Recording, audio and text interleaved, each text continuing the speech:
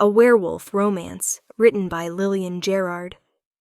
Prologue. Have you ever heard your soul scream? I have heard mine scream and shatter, and I thought I would die from it. Oh no, I literally died, but the moon goddess chose to bring me back. When a mate bond breaks, they say, you can hear your soul screaming. They're right. I was 22 years old, 7.5 months pregnant with my third child, standing before the Silvercrest Pack Council when my world ended. When the man I loved, the man who'd promised to protect me forever, stood silent while 12 wolves voted to exile me, to take away my title, my home, my daughters, my life. I remember the sound of the vote, 12 voices saying exile, 3 saying mercy, and 1, my mate's voice, saying nothing at all. Silence can be the cruelest sound of all. My name is Talisa Morningstar, and I was the Luna of Silvercrest Pack. Past tense, because apparently a Luna who cannot shift while pregnant is no Luna at all. A Luna who bears daughters instead of sons is a failure. A Luna who shows weakness deserves to be thrown away. They called me weak. They were wrong. This is the story of how I went from exiled and broken to divine and unbreakable.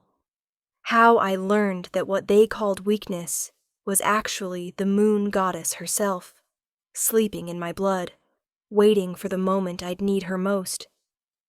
This is the story of how I died giving birth alone in a cursed forest, and how I rose as something they could never have imagined. Let me take you back to the beginning, to the night everything ended, to the council meeting that changed everything. Chapter 1. The Judgment. The council chamber smelled like old wood and older hatred. I stood in the center of the circular room, 7 months pregnant, my hands protectively cradling my swollen belly.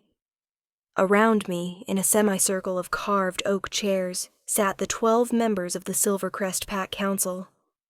Above them, in the Alpha's seat, carved from ancient oak and inlaid with silver, sat my mate, Marcus, Alpha Marcus Silverclaw, my husband of 5 years, the father of my children, the man who'd once whispered that he'd burn the world down before he let anyone hurt me. He wouldn't meet my eyes. That's when I knew I'd already lost. Luna Talisa Morningstar, Council Elder Aldrich began, his voice carrying through the chamber with the weight of ceremony and cruelty. You stand before this council to answer for your failures as Luna of Silvercrest Pack. Failures. The word hit like a physical blow. Your first failure, Aldrich continued, consulting a scroll as if he were reading a shopping list instead of condemning a person, is your inability to produce a male heir. In 5 years of marriage to our Alpha, you have birthed 2 daughters. Female children, while valued, do not secure the Alpha bloodline. A Luna's primary duty is to ensure succession through strong male offspring. My jaw clenched. My daughters, Lily, 6 years old, and Rose, 4, were brilliant, strong, brave little girls. They were not failures. They were miracles. Your second failure is your current condition. Aldrich gestured vaguely at my pregnant belly with barely concealed disgust. 7 months into this pregnancy, you have lost your ability to shift. Your wolf has gone dormant. This is a sign of weak Luna blood. A true Luna maintains her connection to her wolf regardless of circumstance. I wanted to scream that pregnancy-induced dormancy was normal, that it happened to protect the fetus, that it was temporary, biological, not a character flaw. But I'd already tried explaining that. 3 months ago, when my wolf first went quiet. They hadn't listened then. They wouldn't listen now. Your third failure, Aldrich said, and his voice dropped to something that sounded almost pleased, is your inability to lead. A Luna guides the pack's females, settles disputes, maintains pack bonds. But in recent months you have been absent, weak, unable to fulfill your duties. Because I'd been placed on bed rest by the pack doctor, because carrying this baby had been difficult, had required me to rest to avoid miscarriage, because I'd been trying to keep my child alive. But apparently, that was also a failure. For these reasons, Aldrich said, standing now, his voice ringing through the chamber, this council has been called to determine your fitness to continue as Luna, to determine whether Silvercrest Pack would be better served by exile, someone said. Council member Thaddeus, who'd always hated that Marcus had chosen an outsider as his mate. She should be exiled, remove her from the pack, allow the Alpha to choose a stronger mate, one who can actually fulfill Luna duties. Agreed, said Council member Vera. Hypocrite. I'd helped her daughter through a difficult birth 2 years ago. The pack needs a strong Luna. She's proven she's not capable. One by one they spoke, listing my failures, calling for my removal, suggesting that my presence was weakening the pack itself. And through it all, Marcus said nothing. I finally looked up at him, my vision blurring with tears I refused to shed. Marcus, I said, my voice barely a whisper, say something. Please. His silver eyes met mine for just a moment. I saw pain there, regret, but also resignation. The council has the right to call for a vote, he said, his alpha voice carefully neutral, if they believe the pack's best interests require. Best interests? I interrupted, my voice rising despite myself. I'm your mate, the mother of your children, your wife, and you're going to let them. I have to think of the pack first, he said, and his voice cracked just slightly. My duty as Alpha, your duty as my mate, is secondary to the pack, he finished. I'm sorry, Talisa, but if the council votes to exile, I can't override that decision. Not without risking civil war. Not without risking your precious political standing, I said bitterly. That's what this is really about, isn't it? Elder Aldrich and his faction have been pushing to remove me for years, and you're too much of a coward to stand up to them. Marcus flinched, but he didn't deny it. We vote, Aldrich said, satisfaction dripping from every word. All those in favor of exiling Talisa Morningstar from Silvercrest Pack, removing her title as Luna, and severing all pack bonds, say aye. Aye. Aye. Aye. The voices came one after another, 12 council members, 12 votes. Those opposed? Nay. That was Beta James, Marcus's second in command. Good man. Brave enough to stand against the tide. Nay. Healer Catherine. She'd delivered both my daughters. She knew I wasn't weak. Nay. Young council member Eric. Newly appointed, not yet corrupted by politics. 3 against 12. And the Alpha's vote? Aldrich asked, turning to Marcus with barely concealed triumph. This was it. The moment Marcus could override the council, assert his authority as Alpha, protect his mate. The silence stretched. Marcus's voice was barely audible. I abstain. The coward's choice. Neither supporting me nor condemning me, letting the council's vote stand while claiming his hands were clean. Then the vote is decided, Aldrich said. 12 for exile, 3 against, 1 abstention. By pack law, the Luna is hereby exiled from Silvercrest Pack. She will be given until dawn tomorrow to leave Packlands. All pack bonds will be severed.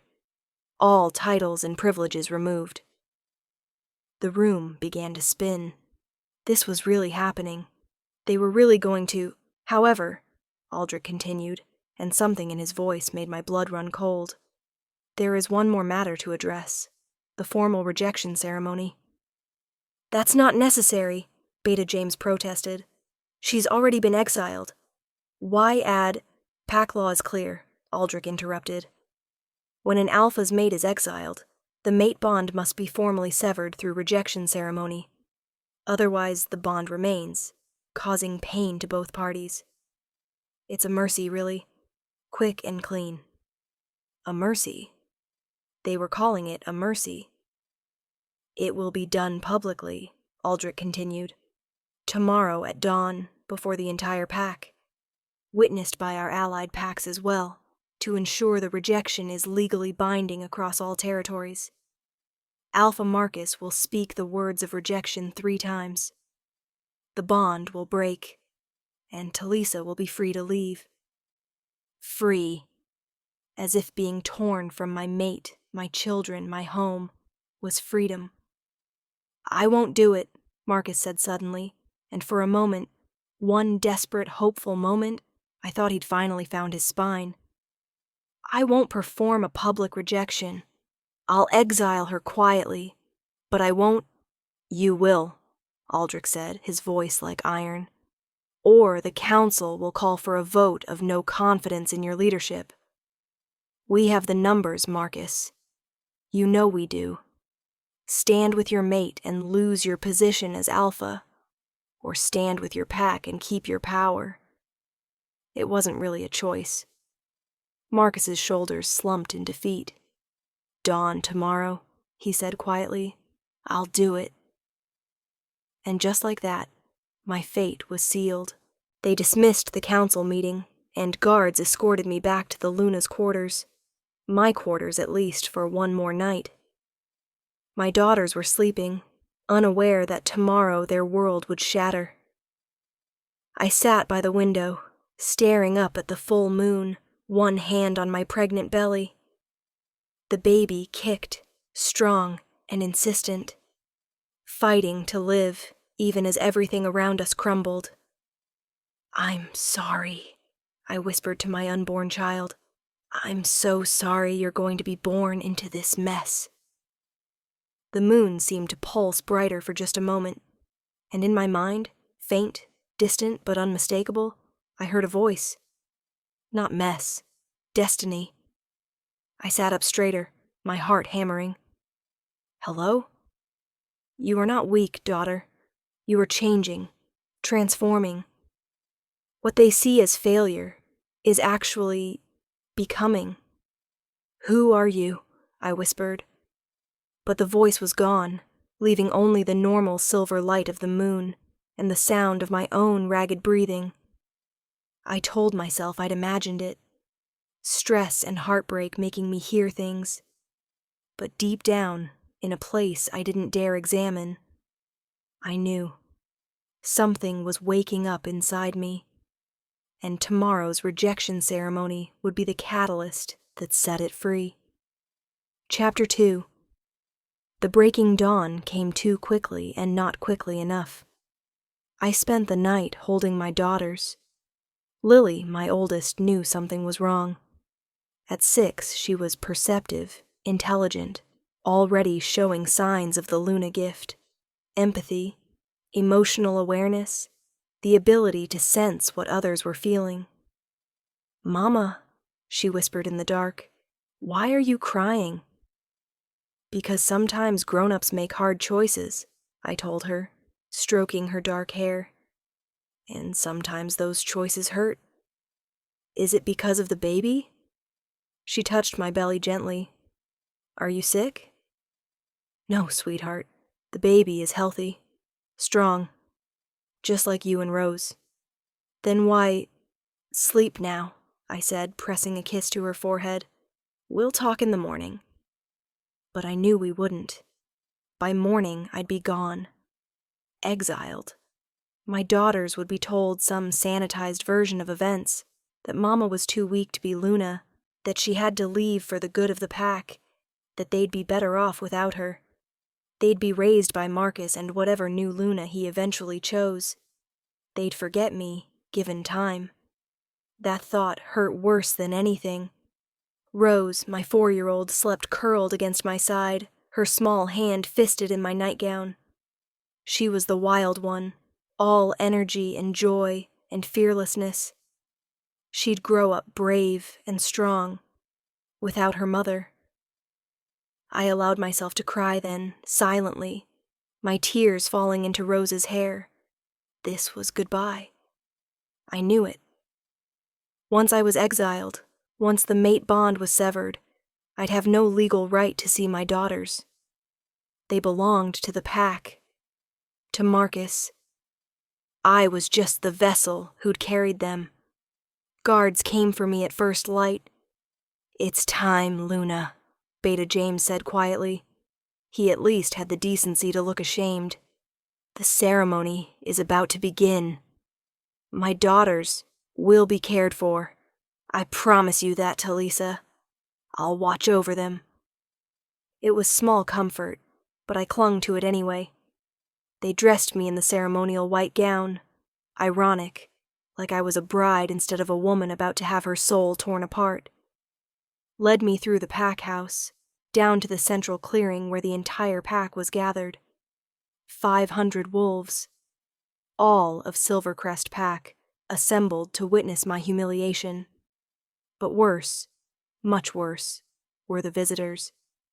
5 allied packs had sent representatives. Alphas and Lunas, Betas and Warriors, all dressed in their formal pack colors. Blood Moon pack in crimson, Nightshade in black, Stormridge in gray, Ironwood in brown, Silverpine in white.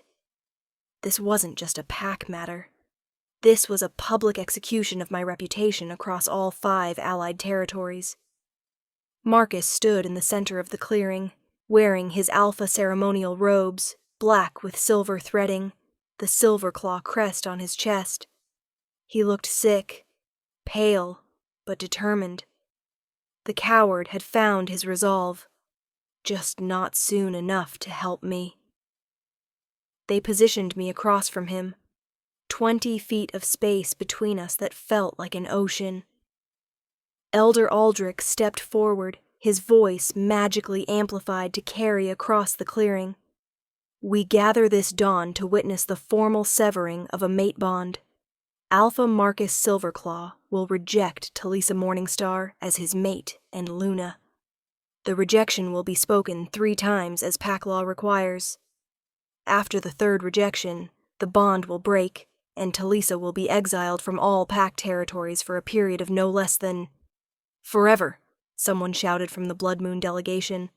"Make it permanent exile. We don't want defective Lunas wandering our territories either."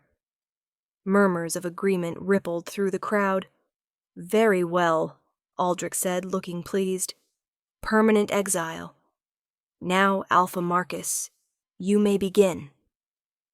Marcus finally looked at me, really looked at me, and for a moment I saw the man I'd fallen in love with.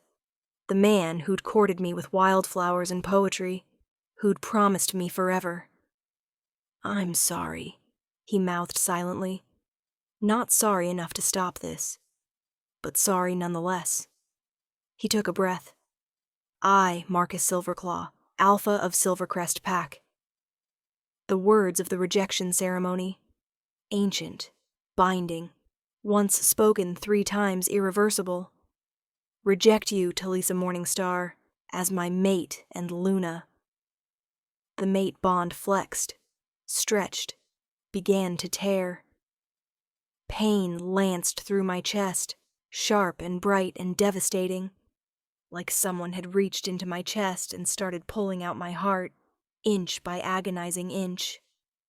I gasped, my knees buckling. "Stand!" a guard hissed, catching me. "You must stand for all 3 rejections."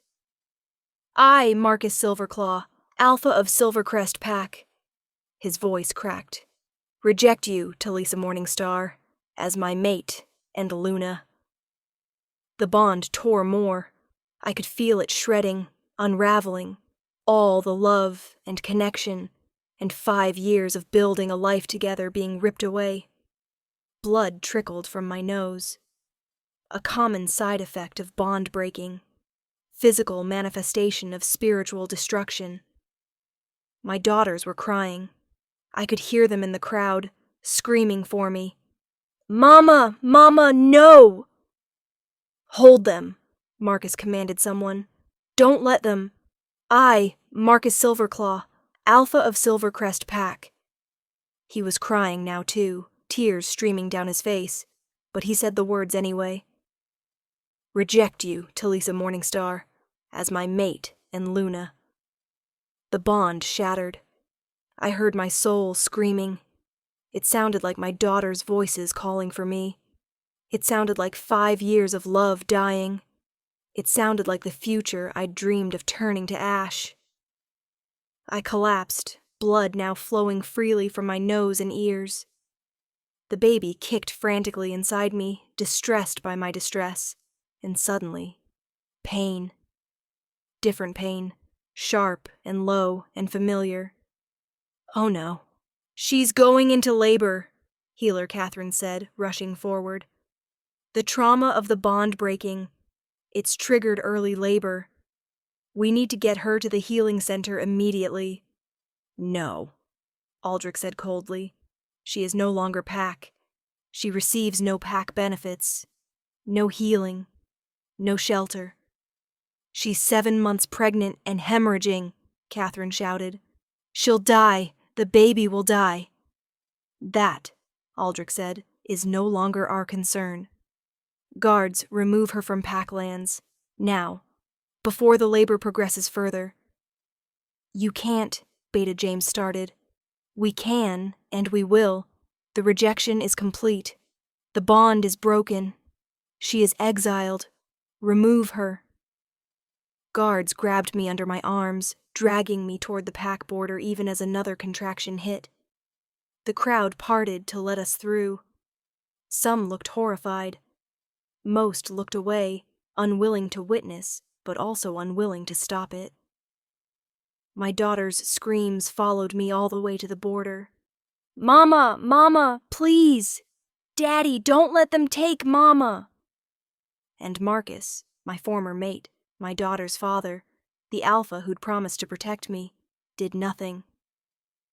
They dumped me just outside the Pack border, in the Widow's Forest. Called the Widow's Forest because so many exiled she-wolves had died here over the centuries. Cursed ground. No Pack claimed it. No one entered it willingly. It was where they sent wolves to die. "You have 1 hour before we start hunting you," the head guard said. "If you're still within our scent range after that, you're considered a rogue threat. We'll kill you on sight." Then they left, and I was alone. 7 months pregnant, in active labor, bleeding from the bond break, with no supplies, no shelter, and no hope. The contractions were coming faster now. 5 minutes apart. 4. 3. I crawled deeper into the forest, following some instinct I didn't understand. Find shelter. Find safety. Find somewhere to birth this child before I died. Because I was going to die. I knew that. You didn't survive giving birth alone in a cursed forest while hemorrhaging from a shattered mate bond. It was medically impossible. But maybe, my baby could survive. If I could just hold on long enough to deliver, maybe some rogue wolf would find him. Maybe someone would take pity on an orphaned newborn. Maybe my death could mean his life. I found a hollow tree, barely adequate shelter, but better than nothing.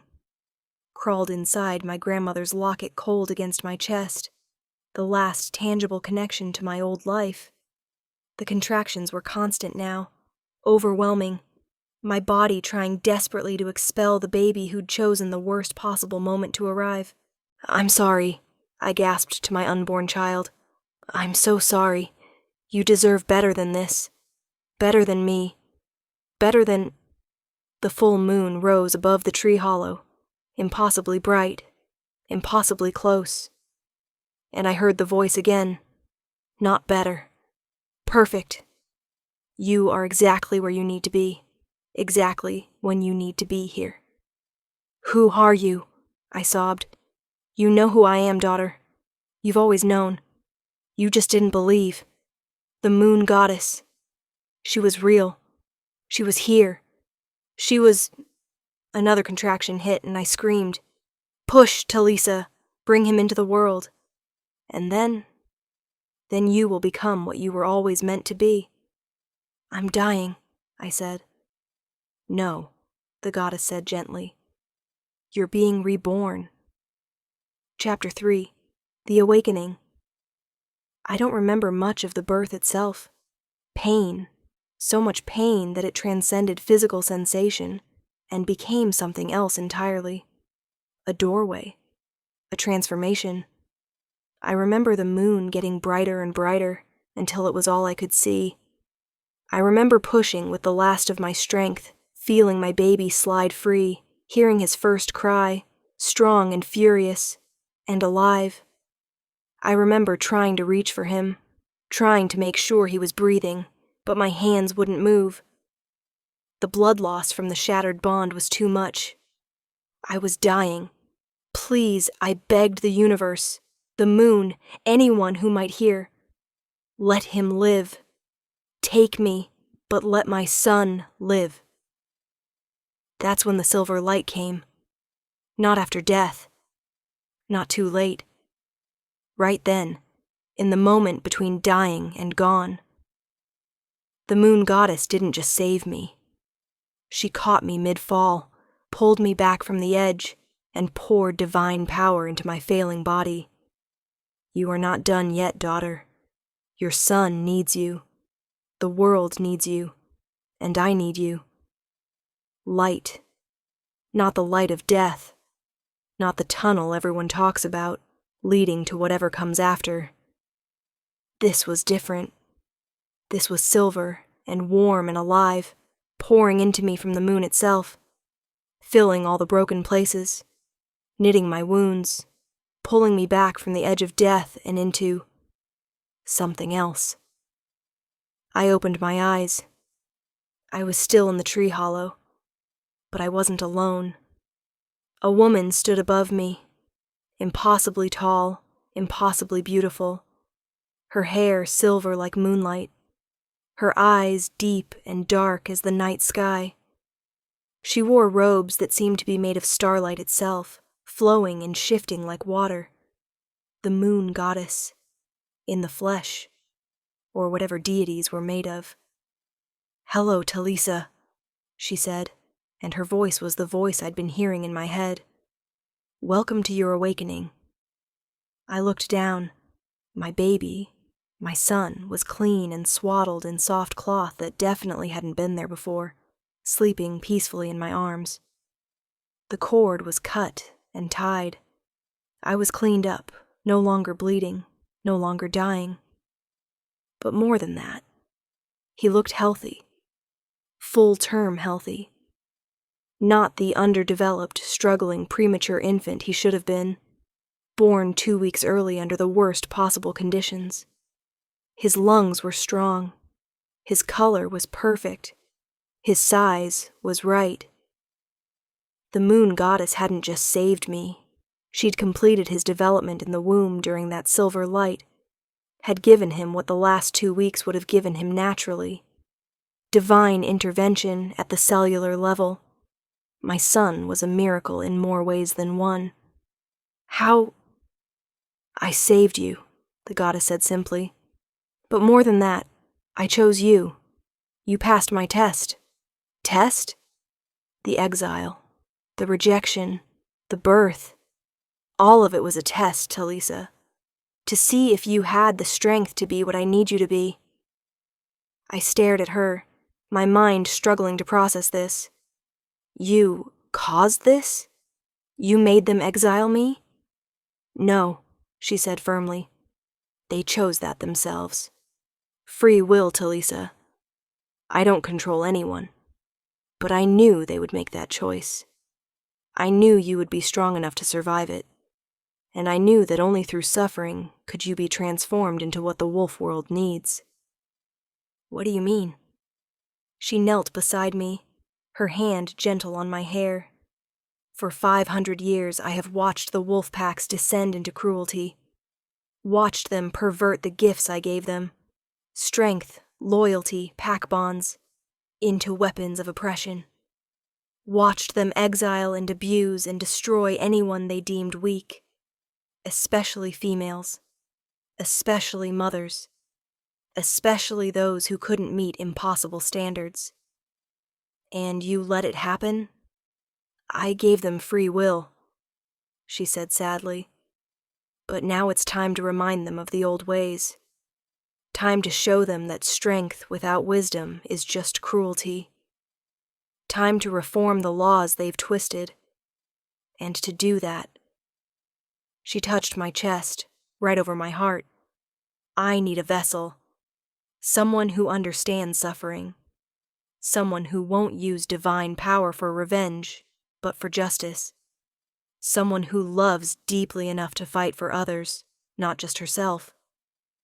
Me, I whispered. You, she confirmed. Talisa Morningstar. Exiled Luna. Rejected mate. Single mother. You will be my avatar on Earth. My voice. My judgment. My hands that heal and reform and protect the vulnerable. I don't understand. What does that mean? It means you're no longer just a wolf, Talisa. You're divine. A moon priestess. The first in 500 years. You carry my power in your blood now. You can command any wolf, regardless of rank. You can see truth and lies. You can grant or revoke the gift of shifting. You can judge packs and reform laws and build a better world. The magnitude of it crashed over me. Why me? I'm nobody. I'm just... You are my chosen, she interrupted. And you are exactly who you need to be. Now, she smiled. What will you name him? I looked down at my son, this miracle child born in the worst circumstances, who'd somehow survived against all odds. Orion, I said. Hunter. Because he's going to hunt truth in a world full of lies. Perfect, the goddess said. And he's going to be special, Talisa. The first child born to one of my avatars. He'll have gifts you can't imagine yet. Protect him. Teach him. And when he's grown, he'll be a force for good in this world. What do I do now? I asked. Where do I go? North, she said. 3 days' walk through the forest. There's a sanctuary there. A place for exiled wolves, run by someone who will help you. His name is Theron. He's been waiting for you. How do you know? I know everything, daughter. Now go. Rest tonight. Heal. Let your body recover. Tomorrow begin your journey. And Talisa? She stood, her form already fading into moonlight. Remember, you are not weak. You are not a failure. You are divine. And you are going to change everything. Then she was gone. And I was alone in the forest hollow with my son, my new power, and a destiny I didn't understand. But for the first time since the council meeting, I didn't feel hopeless. I felt possible. I stayed in that hollow for 3 days, as the goddess had instructed. My body healed impossibly fast, divine power accelerating what should have taken weeks. By the morning of the 4th day, I was strong enough to walk. Orion was healthy, nursing well, sleeping peacefully wrapped in cloth that had materialized from nowhere. Divine gifts were strange, but useful. The journey north took 4 days instead of 3. I had to move slowly with a newborn, stop frequently to feed him, to rest, to make sure he was warm and safe. But the forest itself seemed to help me. Animals brought me food, rabbits already killed and cleaned, berries in abundance, clean water from streams that appeared exactly when I needed them. The goddess's influence, I suspected, making sure her avatar survived the journey. On the 4th night, I saw lights through the trees, a settlement. Dozens of rough buildings built into the forest itself, smoke rising from chimneys, the sound of voices and life. And standing at the entrance, as if he'd been waiting for me, was a man. Tall, broad-shouldered, with dark hair shot through with silver and eyes the color of amber. He wore simple clothes, leather and wool, but he moved with the grace and power of an alpha. "Talisa," he said, and his voice was warm. "Safe. Welcome to the sanctuary. I'm Theron, and I've been expecting you." Chapter 4. Sanctuary. "How do you know my name?" I asked, instinctively pulling Orion closer. Theron smiled, and it was gentle, understanding, the kind of smile that said, "I know you've been hurt, and I won't add to that. The moon goddess visited me 3 nights ago," he said. "Told me her avatar was coming, that I should prepare, that you'd need sanctuary and training and time to grow into your power." He gestured toward the settlement behind him. "This place, we call it the sanctuary. It's a home for exiled wolves, rogues, anyone the packs cast out for being weak or defective or just inconvenient. We've been here for 10 years, building something different, something better." 10 years, I repeated. "That's a long time." "It is. Would you like to come inside? You must be exhausted, and your son needs someplace warm." I hesitated. Trust didn't come easy anymore. But what choice did I have? I couldn't survive in the forest forever. And if the goddess had sent me here... "Okay," I said. "But if this is some kind of trap..." "It's not," Theron said gently. "I give you my word. You're safe here, Talisa. Both of you." He led me through the settlement. It was bigger than I'd realized. Maybe 60 or 70 buildings, all constructed from wood and stone, nestled among the massive trees. Wolves moved between them, some in human form, some shifted, all going about their business with a calm purposefulness that spoke of community, of belonging, things I hadn't felt in a long time. "How many live here?" I asked. 83 at last count. More arrive every few months. Some stay permanently, others heal and move on, find new packs or go rogue in safer territories. We don't force anyone to stay or go. This is a choice, not a prison." He stopped in front of a small cabin, simple but well built, with a stone chimney already smoking with warmth. "This is yours," he said, "for as long as you need it. There's a bed, supplies, everything you should need for you and the baby.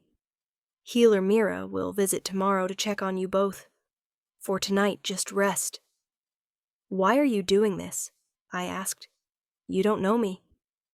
"I know enough," he said. "You were exiled for being pregnant and weak. You gave birth alone in the widow's forest and survived. You were chosen by the moon goddess herself to be her avatar. That's all I need to know." "How did you know you survived the widow's forest?" He smiled. "Only someone with divine protection survives that place, and the goddess doesn't choose weaklings. So please," he opened the cabin door, "rest. We'll talk more tomorrow." He left before I could ask more questions. Inside the cabin was exactly as he'd promised.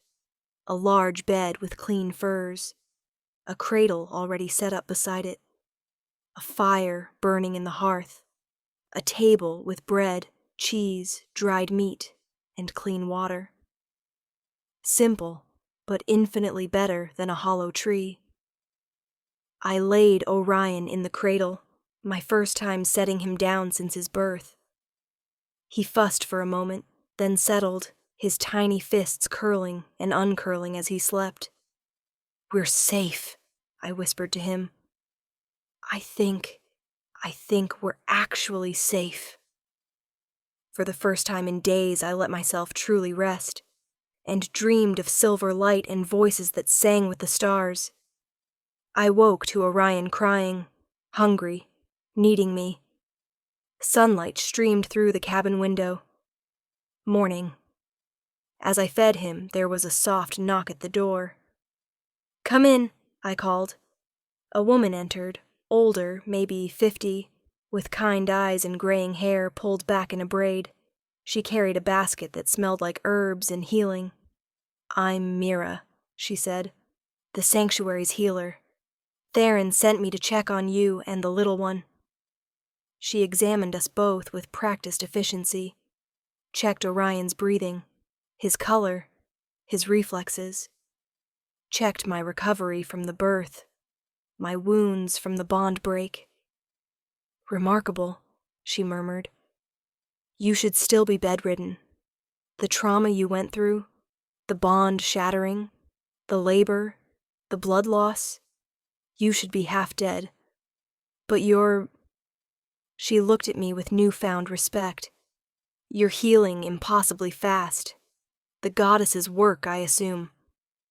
"You know about that?" "Theron told us that you're the moon goddess's avatar. The first in 5 centuries. She smiled. "We're honored to have you here, Luna." "Don't call me that," I said quickly. "I'm not Luna anymore. I'm just—" "You're the moon goddess's chosen," Mira interrupted gently. "That makes you Luna to every wolf in existence, not just one pack. But if the title bothers you, I'll just call you Talisa." "Thank you." She finished her examination, declared us both healthy, and left me with instructions to rest for another few days before trying to do too much. But I couldn't rest. Not really, because now that the immediate danger was past, now that Orion was safe and I was healing, I had time to think, to remember. My daughters, Lily and Rose. Still in Silvercrest, still with Marcus, probably being told that Mama was weak, that Mama had to leave, that Mama didn't love them enough to stay. The bond between mother and child wasn't magical like a mate bond. It couldn't be severed by ceremony. But distance and time could weaken it. If I stayed away too long, if Marcus replaced me with a new Luna who raised my daughters as her own, they'd forget me. I clutched Orion tighter, tears streaming down my face. "I'll get them back," I whispered. "I don't know how yet, but I will. I'll become strong enough to challenge Marcus, to prove I'm worthy, to take my daughters back. Even if it takes years. Even if— Patience, daughter." The goddess's voice, gentle in my mind. "They're my children," I said aloud. "How can I be patient when they're with the man who rejected me? When they're being raised to think I'm weak? Because rushing back now, while you're still learning your power, will only result in your death. And then who will protect them? Who will protect Orion? Trust the process. Trust me. When the time is right, you will face Marcus. And you will reclaim what's yours. But not yet. When? Soon. Sooner than you think. For now, learn. Grow. Become what you're meant to be." Then her presence faded. I sat there, torn between divine patience and maternal desperation, until Orion's soft breathing finally soothed me into a restless sort of calm. The goddess was right. I needed to be stronger before I faced Marcus, before I challenged the system that had broken me. But gods, the waiting was going to kill me. Chapter 5. Learning Divinity. Over the next 6 months, Theron taught me what it meant to be the moon goddess's avatar. We started simply. Meditation, connecting with the divine power flowing through my blood. "You're not just borrowing the goddess's power," Theron explained one morning as we sat by the stream that ran through the sanctuary. "You are her power, made flesh." His amber eyes held mine with an intensity that felt like more than just mentorship, and I found myself noticing the way the sunlight caught the silver in his dark hair. You're the bridge between divine and mortal. That means you need to understand both sides. You know a lot about this, I observed, for someone who isn't an avatar himself. He smiled faintly. I used to be Alpha King. I stared at him. What? 10 years ago, I ruled the largest territory in the north. That was 10 years ago. I was exiled, stripped of my title, cast out with nothing. I wandered for a few months, gathering other exiles I met along the way. Then we found this place, unclaimed territory, far enough from packlands to be safe. We built the sanctuary from nothing. It took 3 years to build the permanent structures you see now. 7 more years to grow into what we are today, a real community, not just a refugee camp. And all that time, I was waiting for the moon goddess to choose someone who could actually change things. Commanded 50 packs. Had wealth, power, everything you could want. His expression darkened. And then I refused an order from my own council. What order? They wanted me to execute a group of exiled wolves who'd been found living in our territory. Said they were a rogue threat, that showing mercy would make me look weak. I investigated instead and found out these dangerous rogues were actually mothers with young children. Omegas who'd been exiled for failing to produce male heirs. Not dangerous, just desperate. You protected them, I guessed. I tried. Called the council's order unjust. Said I wouldn't execute innocents just to appear strong. They called a vote of no confidence, stripped my title, exiled me. He gestured at the sanctuary around us. So, I built this place. Created a home for everyone else the packs threw away. And I've been waiting, 10 years, for the moon goddess to choose someone who could actually change things. Not just shelter the victims, but reform the system that creates them. You think that's me. I know that's you, he said simply. The goddess doesn't make mistakes, Talisa. She chose you because you have what it takes to do what I couldn't. Bring divine judgment to the packs. Make them remember that their power is a gift, not a right, and that gifts can be revoked. Over the following weeks, he taught me to use my power deliberately, how to sense a wolf's emotional state from 100 yards away, how to tell truth from lies just by listening to their heartbeat, how to extend my awareness across large areas, feeling pack bonds, understanding pack dynamics, and most impressively, how to command. It's not about force, Theron explained. Luna Command isn't like Alpha Command. Alpha's force submission through dominance, through fear. Luna Command is different. It's about connection, about making the wolf's own nature recognize your authority as divine. Show me. We gathered a group of volunteers, wolves who'd agreed to let me practice on them. 20 wolves in human form, standing in a circle around me. Start with 1, Theron said. Command a single wolf. Feel how it works. I focused on a young male named Derek. Felt his wolf, his energy, his pack bonds that had been severed when he was exiled. Kneel, I said, putting intent behind the word. Derek dropped to his knees instantly, his eyes wide with shock. I couldn't stop myself. My wolf just obeyed, I finished. That's Luna authority. Your wolf recognizes me as something sacred, something that transcends pack hierarchy. Now try all of them, Theron said. I took a breath, extended my awareness to encompass all 20 wolves. Kneel. Every single one of them dropped. Not slowly, not reluctantly, instantly, like puppets with cut strings. And I felt it, the power flowing through me, connecting me to each of them, making their wolves bow to something older and greater than Alpha authority. I released them quickly. Stand. They stood, several of them shaking. That's terrifying, Derek said, but also incredible. You could command an entire pack. 100 packs, Theron corrected. When she's fully trained, there won't be a wolf alive who can resist her. That's what divine authority means. But the commanding wasn't what affected me most. It was the healing. One afternoon, they brought me a young woman named Sarah. She'd been exiled 3 months ago, pregnant with her second daughter. Her mate had rejected her rather than face his pack's pressure to produce a son. She'd lost the baby, miscarried from the trauma of the rejection. Now she couldn't shift. The grief had broken something in her, severed her connection to her wolf. She was alive, but hollowed out, a shell going through the motions. "Can you help her?" Mira asked me.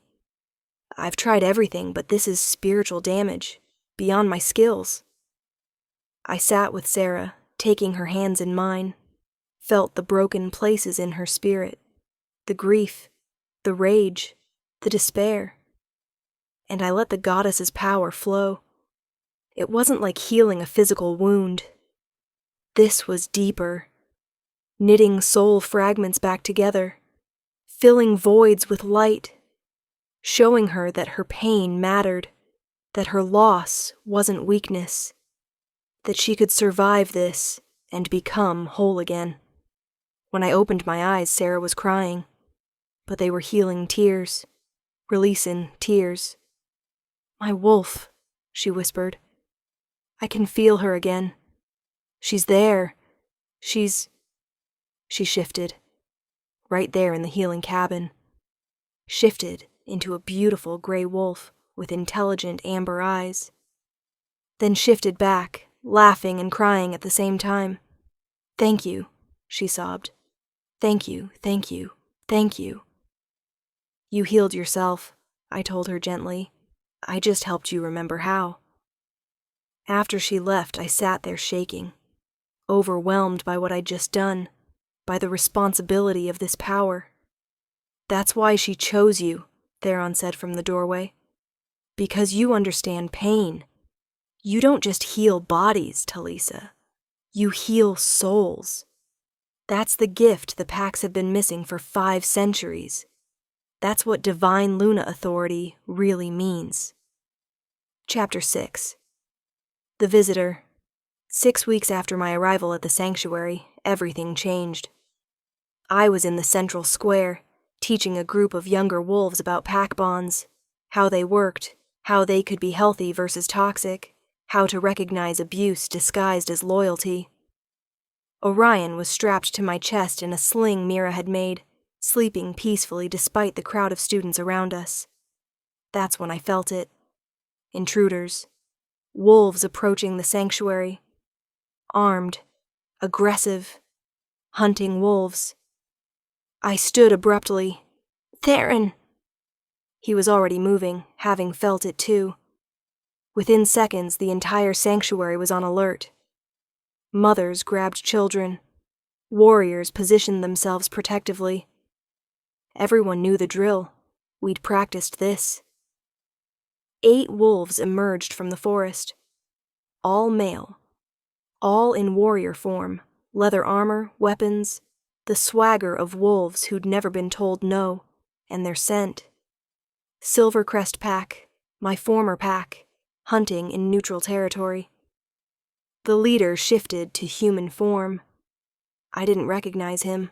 Some new warrior, probably hired after my exile. But he recognized the fear in the air and smiled. "Well, well," he said. "Looks like we found the rogue nest. Pack laws are clear. Rogues in our hunting territory are fair game." "This isn't your territory," Theron said calmly, stepping forward. "The sanctuary is neutral ground. Has been for 10 years. You have no authority here. We have all the authority we need." He pulled a scroll from his belt. "Alpha Marcus has expanded Silvercrest's hunting grounds. This land is now under our jurisdiction, which means you're all trespassers, and trespassers face execution or enslavement. Murmurs of fear rippled through the sanctuary wolves. This was a land grab. Marcus was trying to claim the sanctuary, probably on the council's orders, get rid of the rogue problem once and for all. "You can't do this," I said, stepping forward. The lead warrior's eyes landed on me, widened. "Well, is that... It is. Talisa. The exiled Luna." His grin turned predatory. "The Alpha didn't mention you might be here. He'll be very interested to learn you've been living in a rogue camp. Very interested indeed." "Leave," I said quietly. "Turn around. Go back to Silvercrest. Tell Marcus this land is protected." "Protected by who? You?" He laughed. "You're exiled. You have no authority, no power. You're just a weak little Omega who... Kneel." I didn't shout it, didn't raise my voice, just put divine authority behind the command. All 8 warriors collapsed to their knees, their expressions shifting from confidence to terror as their wolves forced submission against their will. "What the... I am Talisa Morningstar," I said, letting divine power flow through my voice, letting it ring with authority that transcended any pack's laws. "I am the moon goddess's chosen avatar, the first in 500 years, and this sanctuary is under divine protection. You will not harm anyone here. You will not claim this land. You will return to Silvercrest and tell Alpha Marcus that if he values his ability to shift, he will leave the sanctuary alone. Do you understand?" The lead warrior's eyes were wide with shock and fear. "That's impossible! The Luna avatars are extinct."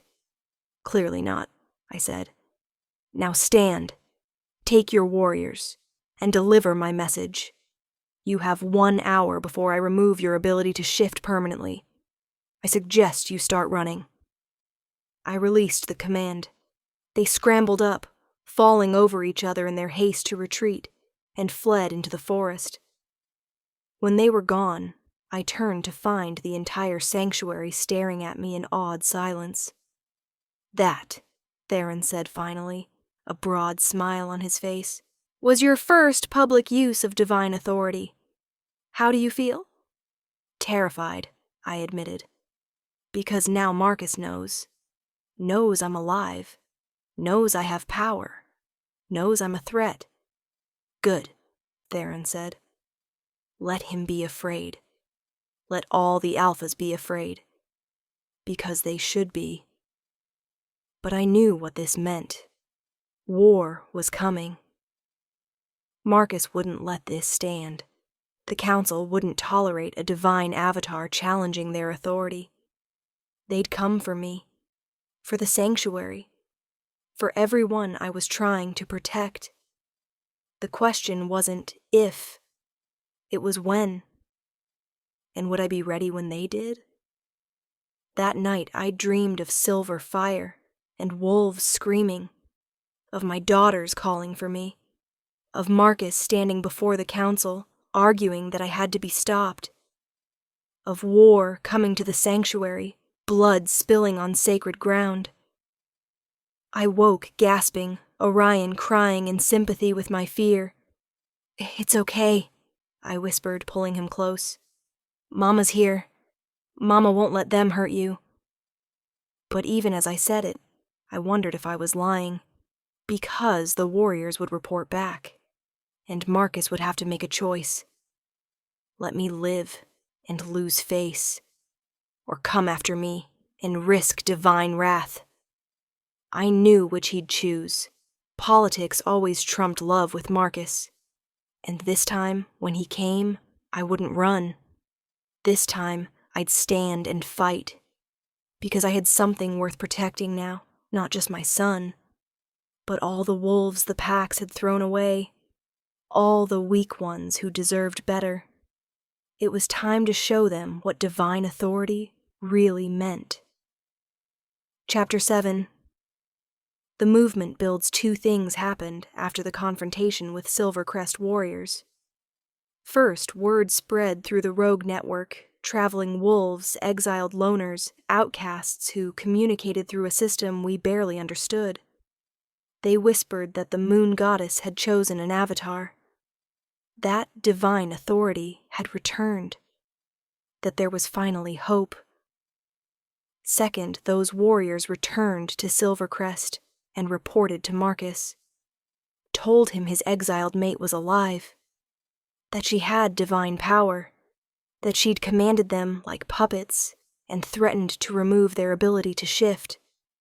Within 3 days of that confrontation, exiled wolves began arriving at the sanctuary in unprecedented numbers.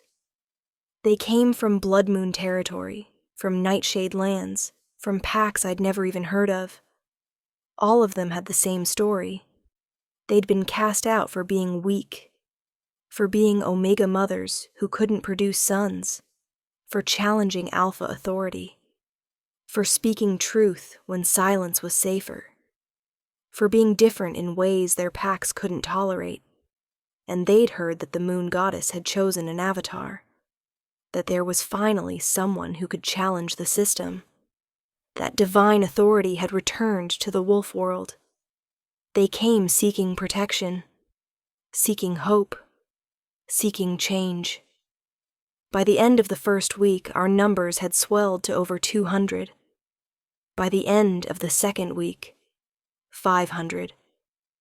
"This is becoming dangerous," Theron said one evening as we surveyed the expanded camp.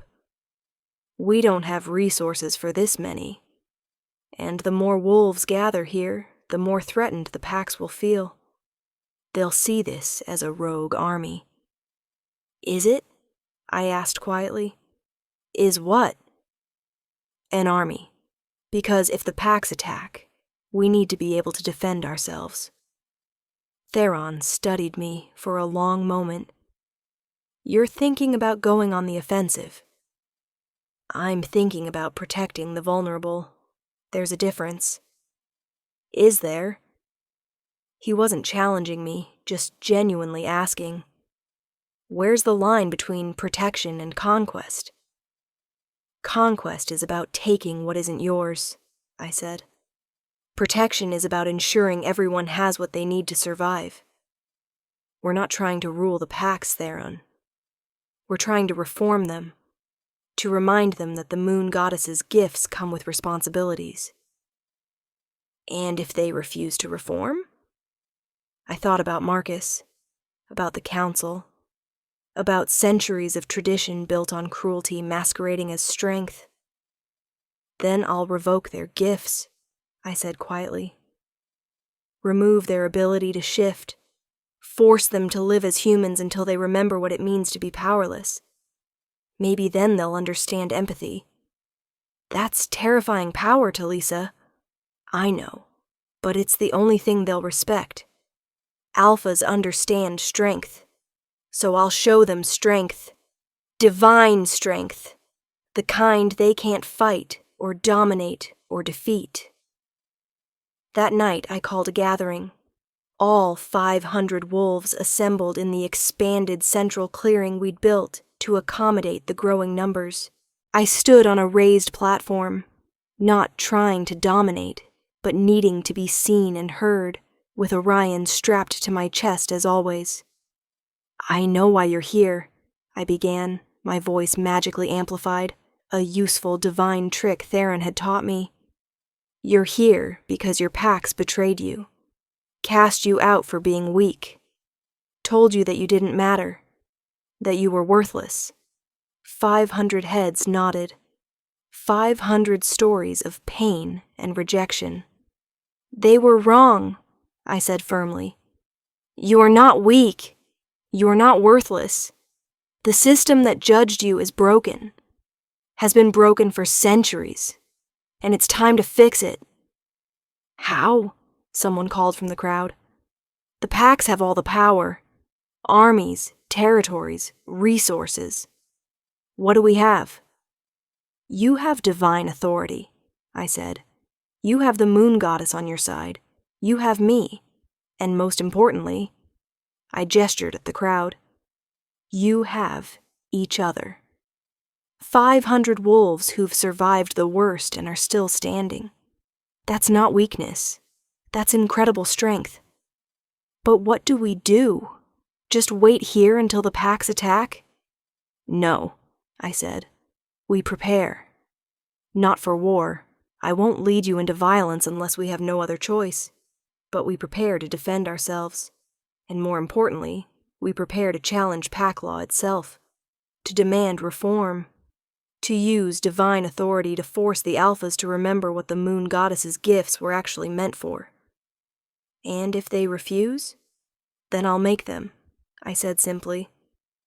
I can remove any wolf's ability to shift, can command wolves regardless of rank, can sense truth and lies. The moon goddess gave me these powers for a reason, to balance alpha dominance with Luna wisdom, to protect the vulnerable from the powerful. I'm still learning. I can't command thousands at once yet, and I can't be everywhere simultaneously. But I swear on the goddess herself, I will do everything in my power to keep you safe. And every day, I'm getting stronger. The crowd erupted in cheers, but I saw Theron's face in the crowd, saw his concern. He pulled me aside afterward. That was inspiring, but you need to be careful about making promises you might not be able to keep. What do you mean? You said you can protect them all. But Talisa, if the packs unite against us, if they bring true armies, even divine authority has limits. You can command wolves, yes, but you can't command thousands simultaneously without burning yourself out. You can't be everywhere at once. And there are wolves, alpha kings, ancient bloodlines, who have power that might resist even divine authority. You're saying I'm not strong enough. I'm saying you're still learning. You've had divine power for 2 months. That's nothing compared to the Luna avatars of old who trained for decades. Yes, you're chosen. Yes, you're powerful. But you're not invincible. And if you act like you are, you'll get people killed. His words stung because they were true. I'd been so focused on inspiring hope that I hadn't thought about the practical limitations of my power, about what would happen if I actually had to face down multiple alpha armies. Then I need to get stronger, I said. Faster. Teach me everything you know. Push me harder. Because whether I'm ready or not, the confrontation is coming. Marcus won't wait. The council won't wait. And when they come, I need to be able to protect these wolves, or everything I've said is just empty words. Theron nodded slowly. Okay. Then tomorrow we start intensive training. No more gentle instruction. I'm going to push you to your limits and beyond. Because you're right. The confrontation is coming. And you need to be ready. Chapter 8. Divine Training. The next 6 months were brutal. Theron pushed me harder than anyone had ever pushed me. We trained from dawn until long after dark, working on controlling my power, expanding my limits, learning the full scope of what divine authority could do. I learned to command larger and larger groups. 50 wolves, then 100, then finally 200 at my absolute limit. That last one left me unconscious for 6 hours afterward. Theron said with years of training, I might eventually command 500, maybe even 1,000. But that was theoretical. Right now, 200 was my maximum, and even that required everything I had. I learned to use my empathic sense in combat, feeling an opponent's intent before they moved, knowing when they'd attack, where they'd strike, how to counter. I learned to shield my mind from alpha dominance, from pack bonds, from any wolf's attempt to control or manipulate me through supernatural means. And most powerfully, I learned to revoke the gift of shifting. It's the ultimate judgment, Theron explained. The most serious punishment you can levy as the moon goddess's avatar. Taking away a wolf's ability to shift is essentially making them human. Stripping away the divine gift. It should never be done lightly. Show me anyway, I said. He had me practice on volunteers first, wolves who agreed to temporarily lose their shift for educational purposes, knowing I'd restore it after. It felt invasive, wrong, reaching into someone's essence and severing their connection to their wolf. But it worked. With a touch and a thought, I could make any wolf human. Could remove the gift the moon goddess had given their bloodline centuries ago. Use this only as last resort, Theron warned. Only when a wolf has proven beyond doubt that they don't deserve the gift. Because once you start using it freely, you're no different from the alphas who exiled you for being weak. I understand. But the temptation was there. Every time I thought about Marcus, about the council, about every alpha who'd hurt someone I cared about, the temptation to strip their power was overwhelming. I had to constantly remind myself I was fighting for justice, not revenge. There was a difference. Meanwhile, Orion was growing. At 6 months old, he was already showing signs of his divine heritage. Animals were drawn to him. Birds would land on his cradle. Forest creatures would leave offerings, flowers, smooth stones, feathers. As if the natural world recognized him as something special. And when he cried, wolves would feel compelled to calm him. Not through his command, but through their instinct to protect divine-touched children. He's going to be powerful, Mira observed one afternoon while checking on him. Maybe even more powerful than you. The first child born to an avatar in 5 centuries. We don't know what that means yet. Will he be safe? I asked. That depends on whether you succeed, Mira said honestly. If you reform the packs, establish divine authority as respected and honored, he'll grow up protected. If you fail, if the packs destroy what you're building, he'll be hunted. Seen as a threat. They'll want to eliminate him before he can become what he's meant to be. No pressure. 6 months after the Silvercrest Warriors' visit, on a cold autumn morning, Theron pulled me aside. There's someone here to see you, he said. From Silvercrest Pack. My heart stopped. Marcus? No, your former beta, James. He says he needs to speak with you urgently, in private. Says it's about your daughters, Lily and Rose. I hadn't seen them in 8 months. Hadn't heard their voices, hadn't held them, hadn't been able to explain why Mom had left. Bring him to me, I said. Are you sure? This could be a trap.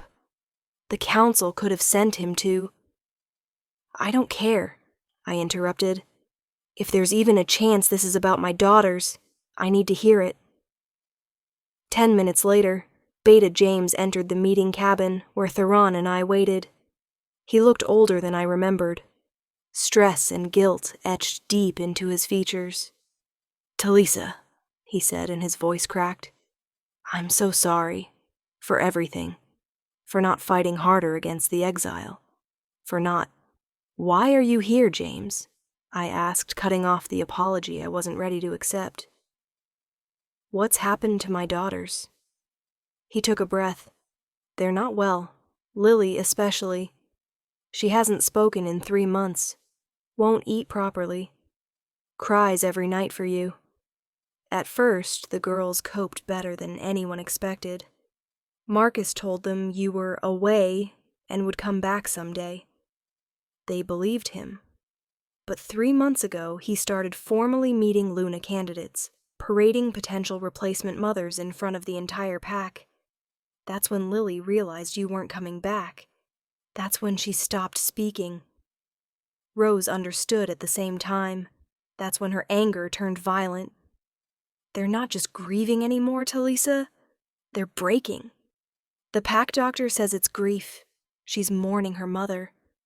But it's killing her, Talisa. Slowly. And Rose. Rose is angry all the time, lashing out at everyone, refusing to obey orders, constantly asking when Mama's coming home. Tears streamed down my face. And Marcus? What does he do? James looked ashamed. He's distracted. The council is pressuring him to choose a new Luna. There have been 4 candidates presented in the last month. He keeps rejecting them, but the pressure is building. And in the meantime, your daughters are being raised by nannies who don't love them, who don't understand why they're grieving, who tell them to move on. I was going to be sick. Why are you telling me this? I asked. Why come here? Why now? Because I can't watch those girls suffer anymore, James said fiercely. Because you're their mother. Because the exile was wrong. And because... He hesitated. Because I think you're strong enough now to challenge Marcus. To demand your daughters back. And I'm here to tell you that if you do, you'll have allies within Silvercrest. Wolves who voted against the exile. Wolves who think the council has too much power. Wolves who would support divine authority over political corruption. How many? Maybe a third of the pack. Not a majority, but enough to cause chaos. Enough to give you a chance. A third of Silvercrest pack. They had roughly 450 adult wolves. That meant 150 potential allies inside enemy territory. Wolves who'd voted against my exile or had grown disillusioned with the council's corruption. When is the council meeting to choose Marcus's new Luna? I asked. 2 weeks from today. It's a formal ceremony. All 5 allied packs will attend. And Talisa, those 5 allied packs that witnessed your rejection ceremony, they've heard the rumors. Some think you're a threat that needs to be eliminated. Others are curious, wondering if divine authority really has returned. They'll all be watching to see what you do. This isn't just about Silvercrest anymore. This is about whether the old pack system survives or transforms. The entire region is holding its breath.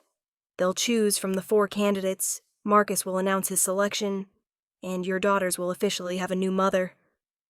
He looked at me desperately. If you're going to make a move, it needs to be then. Before he chooses. Before your daughters have to watch another woman take your place. 2 weeks. 14 days to prepare for the confrontation I'd been dreading and anticipating in equal measure. Tell your allies to be ready, I said. When I come, I won't be alone, and I won't be asking permission. I'll be demanding justice. For me, for my daughters, and for every wolf the packs have wronged. And Marcus? James asked quietly. Will answer for what he's done, I said. All of them will. After James left, Theron turned to me. Are you sure about this? It's only been 8 months. You're strong, but ready to face 5 allied packs? I have to be, I said. For my daughters. For everyone here counting on me. For the future Orion deserves. I looked at him. Will you stand with me? Always, Theron said without hesitation.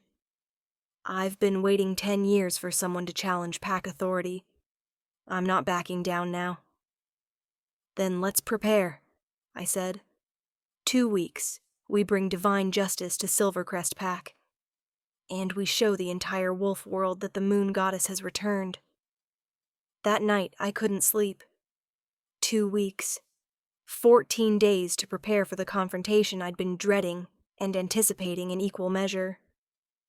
I stood outside my cabin, Orion sleeping peacefully inside, and looked up at the full moon. I need your guidance, I whispered to the goddess. I'm about to walk into the heart of enemy territory. 5 allied packs will be there. Marcus will be there.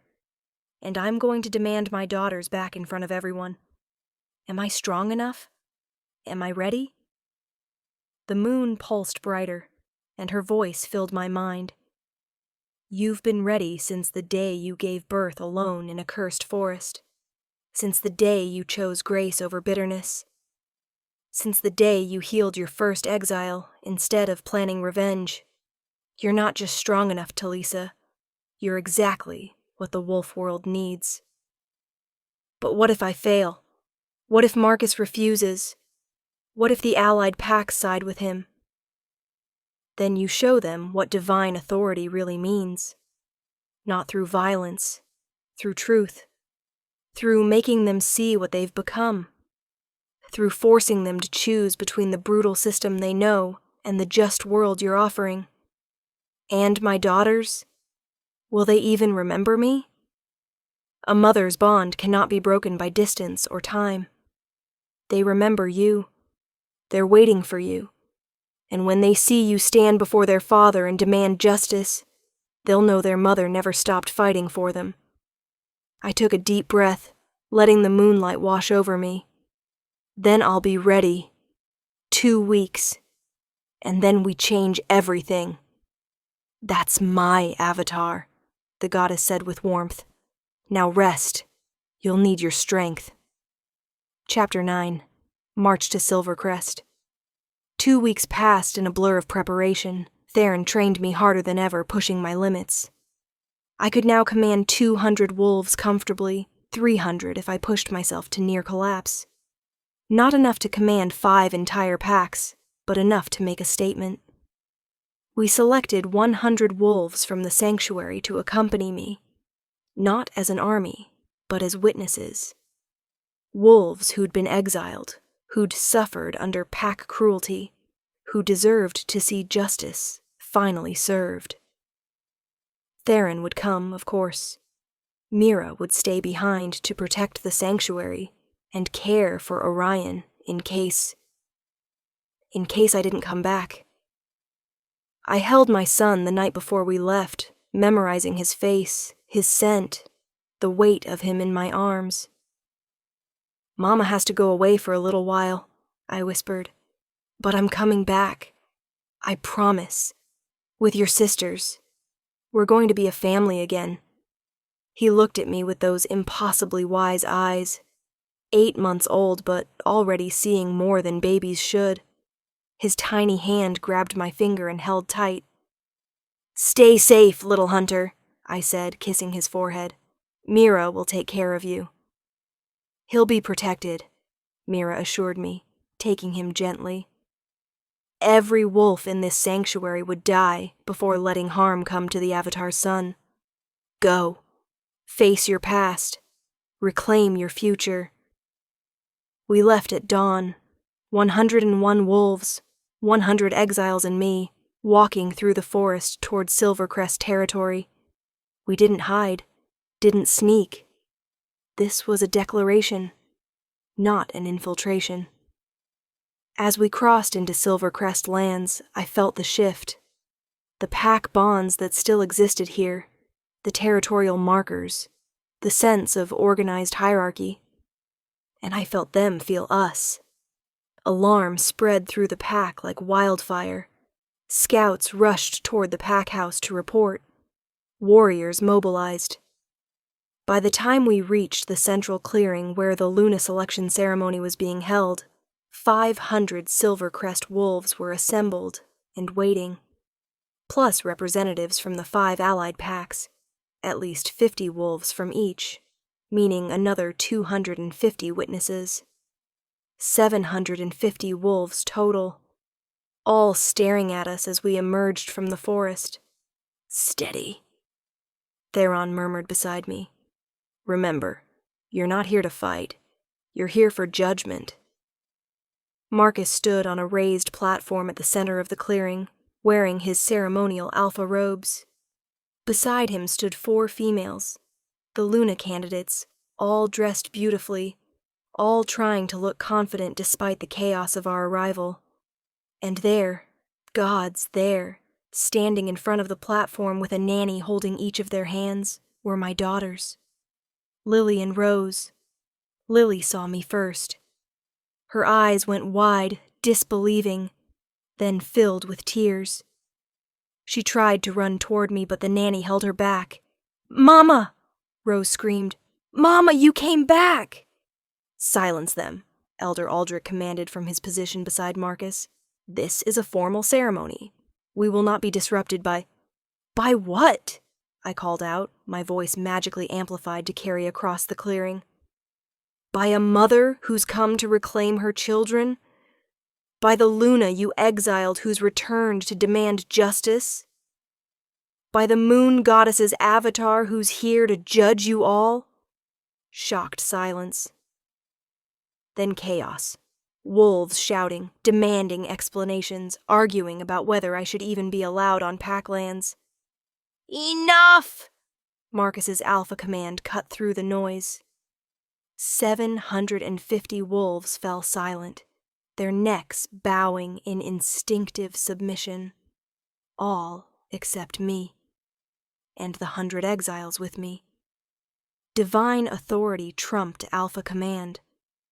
We stood tall while everyone else was forced to submit, and the visual impact was stunning. A clear demonstration that we operated under different rules. Marcus's eyes met mine across the clearing. I saw shock there, fear, and underneath it all, a spark of the man I'd once loved, the one who looked devastated that I was here. "Talisa," he said, and his voice cracked. "You're alive." "Surprised?" I asked coldly. "Did you think I'd die in the widow's forest like you intended? That giving birth alone while hemorrhaging from a shattered mate bond would kill me quietly so you wouldn't have to feel guilty? I never wanted you to die. You just wanted me gone," I interrupted. "Wanted me silent.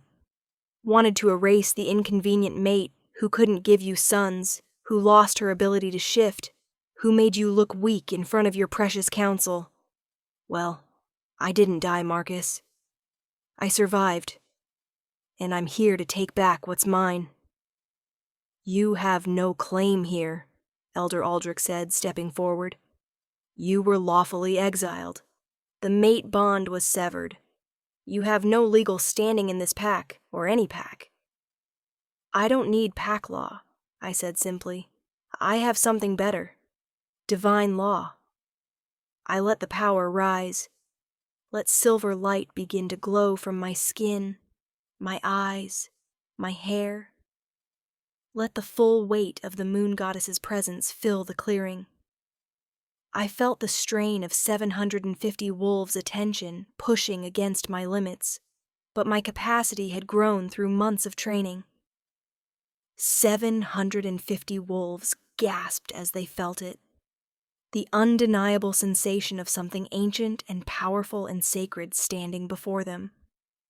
"I am Talisa Morningstar," I declared, my voice resonating with divine authority. "The moon goddess's chosen avatar. The first in 500 years. I was exiled for being weak, for bearing daughters instead of sons, for losing my shift during pregnancy.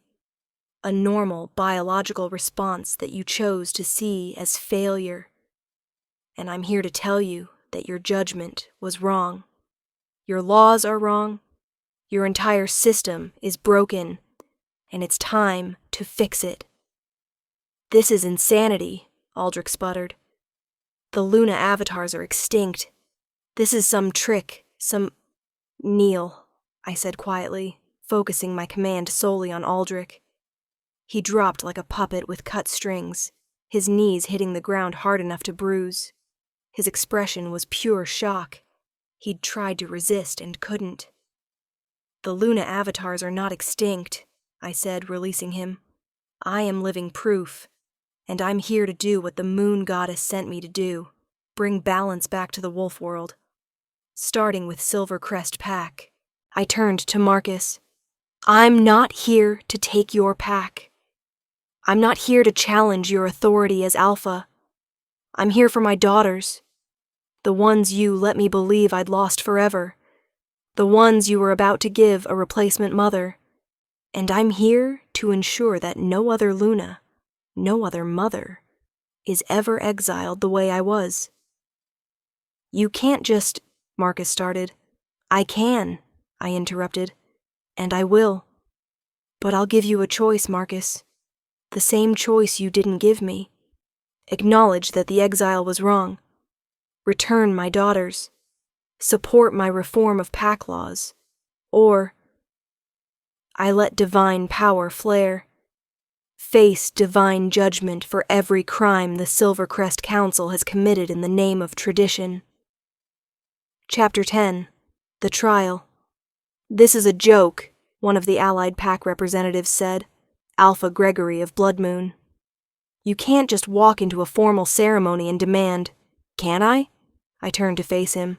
Alpha Gregory, your pack exiled 3 Omegas last year alone, all for failing to produce male heirs. Where are they now? His face went carefully blank. That's pack business, not your concern. It became my concern when the moon goddess made me her avatar, when she tasked me with protecting the vulnerable from the powerful. So I'll ask again, where are they? 2 are dead, a voice called from the crowd. Beta James, standing among the Silvercrest wolves. Starved in neutral territory.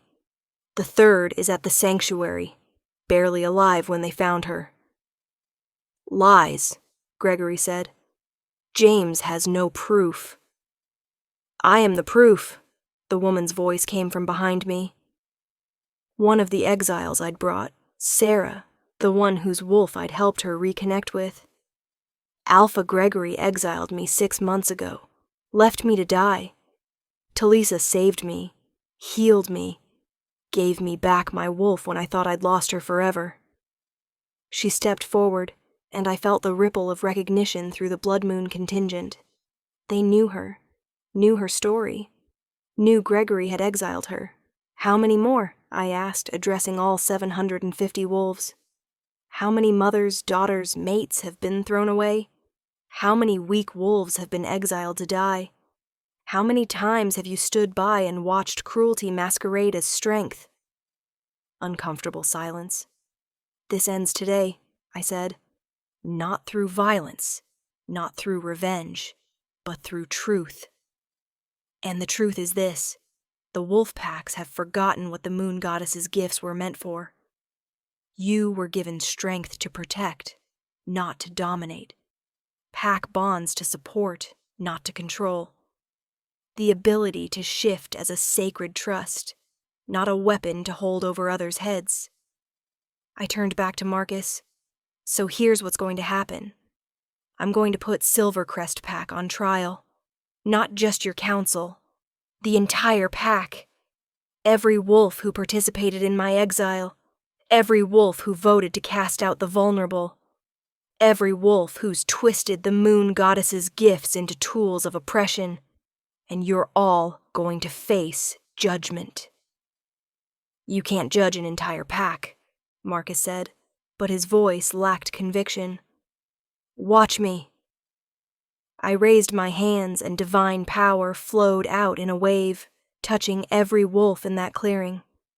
Not commanding them, connecting with them, letting them feel what I felt, letting them experience, for just a moment, what it was like to be on the receiving end of pack cruelty. I showed them my exile, the rejection ceremony, giving birth alone, the desperation of thinking I'd never see my daughters again. But I also showed them the others. Sarah's miscarriage from bond-breaking trauma, the young male who'd been exiled for defending his Omega sister, the elderly wolf cast out for being too old to contribute. Dozens of stories, hundreds of moments of pain, all the suffering the pack system had caused. When I released them, half the clearing was in tears. That's what you've done, I said quietly. That's the cost of your strength. That's what tradition really means. And the question is, do you want to continue this? Or do you want to be better? Marcus was shaking. I didn't know. I didn't realize. You didn't want to know. I corrected. It was easier to follow the council's orders. Easier to believe I was weak than to admit the system was broken. But now you do know. Now you felt it. And you can't unknow it. What do you want? He asked, and he sounded genuinely lost. I want my daughters, I said. I want them back, with no legal challenges, no custody battles, no pack claiming they have rights over my children. I want to raise my son and daughters in peace, knowing no one can take them from me again. And the pack?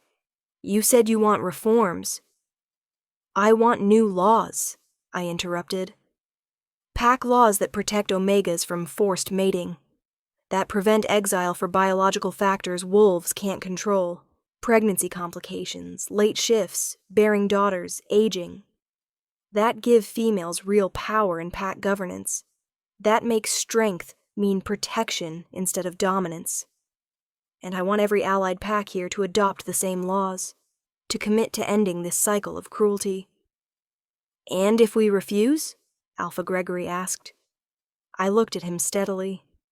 Then I use divine authority to remove every alpha's ability to shift until you comply. I don't want to do that. Taking away the goddess's gift should be a last resort. But I will if I must. Because this has to change. The wolf world has to be better. And if you won't choose to be better, I'll force you to be. The threat hung in the air. You'd cripple every alpha? Someone asked, horrified. If that's what it takes to protect future victims, yes, I said. But I don't think it will come to that. Because I think most of you, once you've felt what I showed you, will want to be better. Want to stop perpetuating a system that causes so much suffering.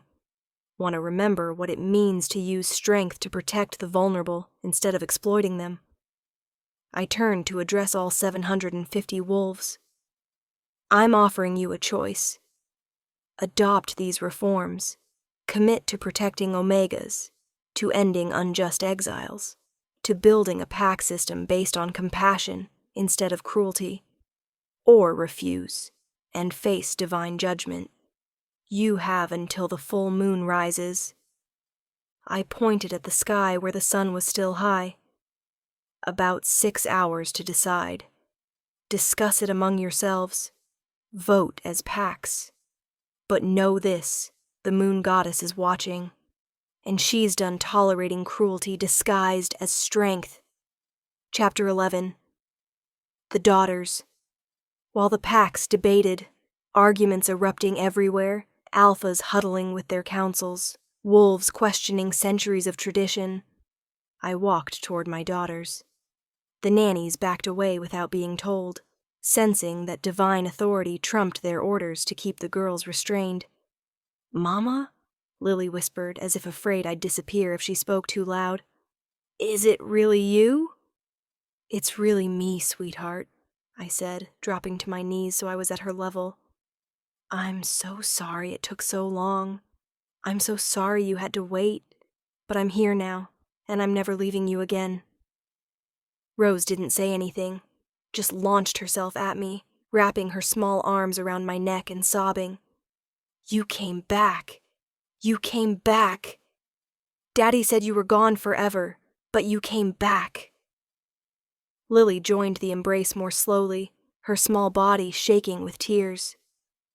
"I knew you'd come," she whispered. "Everyone said you weren't coming, but I knew. I knew you wouldn't leave us forever." I held them both, breathing in their scents, pack and family and mine,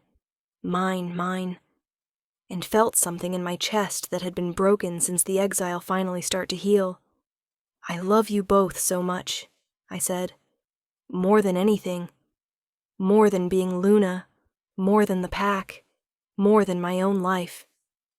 I would have moved mountains to get back to you, and I did. I became strong enough to face all of them."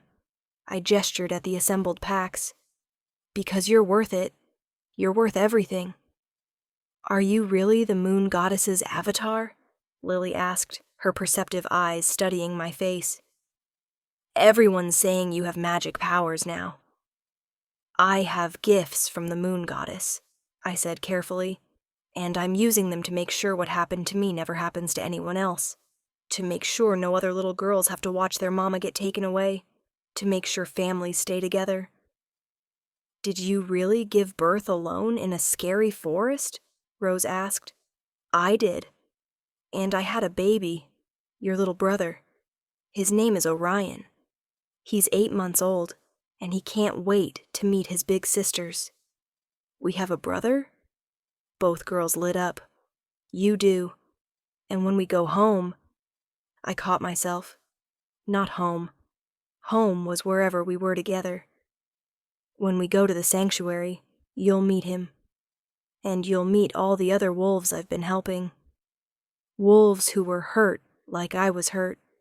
And we're building something better there. Something safe. Would you like that? Can we really come with you? Lily asked carefully. Daddy won't try to keep us here?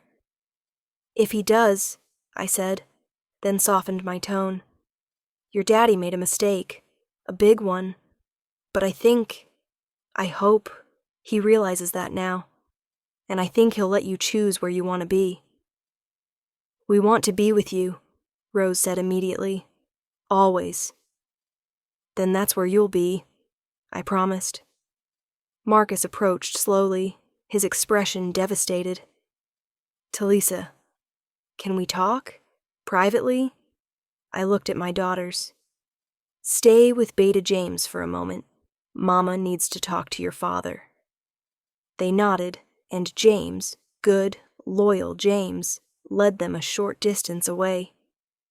Marcus and I faced each other for the first time since the rejection ceremony. I'm sorry, he said, and his voice broke. I'm so sorry. I've replayed that day 1,000 times. Wished I'd been braver. Wished I'd stood up to the council. Wished I'd protected you the way I promised. And I didn't. I chose politics over you. I chose keeping my position over keeping my family. And I will regret that until the day I die. I know you're sorry, I said quietly. I can feel it. The remorse, the guilt, the self-hatred. But Marcus, sorry doesn't undo what you did. Doesn't give me back the 8 months I missed with my daughters. Doesn't erase the trauma of giving birth alone, thinking I was going to die. I know. And I don't expect forgiveness. He swallowed hard. I want what's best for the girls. And you're right. What's best for them is you. So I won't fight you on custody. They can go with you. Live at the sanctuary.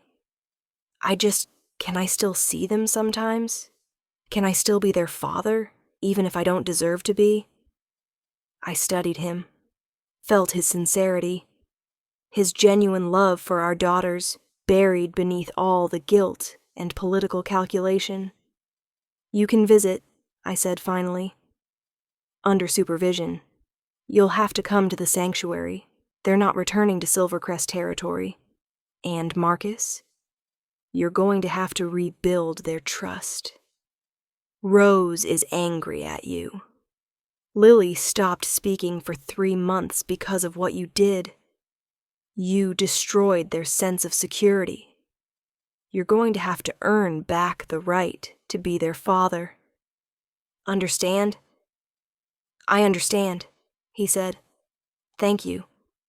For being more merciful than I deserve. I'm not doing it for you, I said. I'm doing it for them. Every girl deserves a father, even one who made terrible mistakes.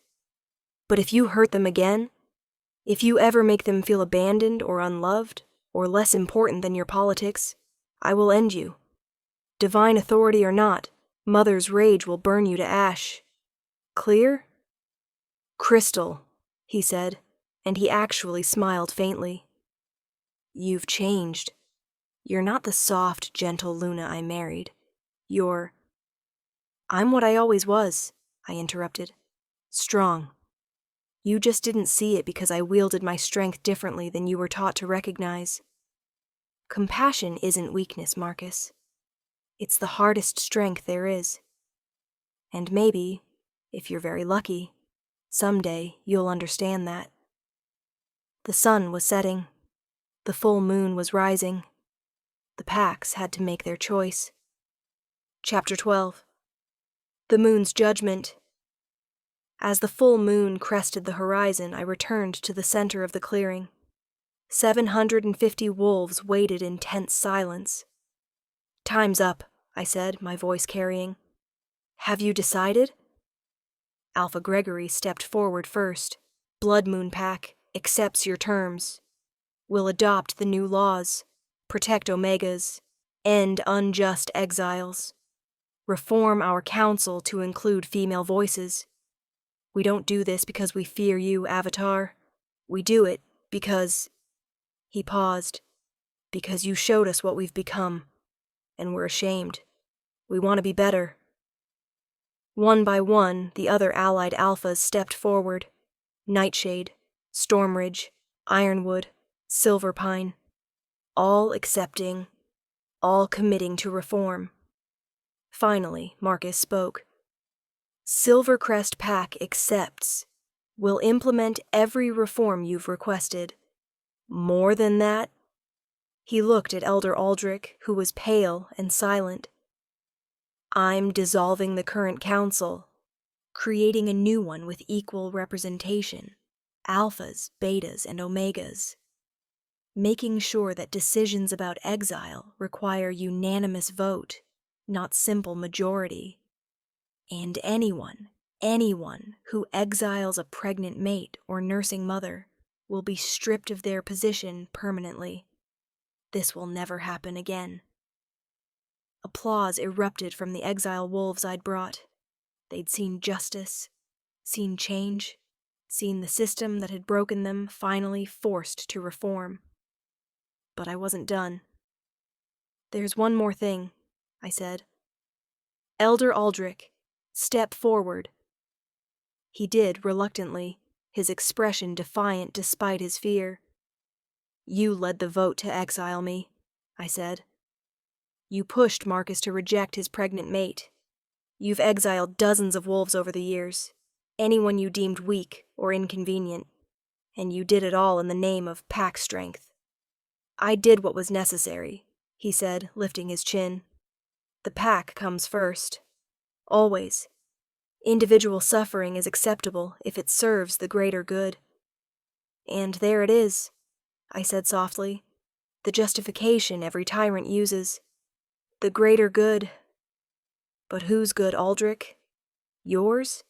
The Council's? Certainly not the mothers you exiled. Not the Omegas you cast out. Not the vulnerable wolves whose suffering you dismissed as acceptable. They were weak.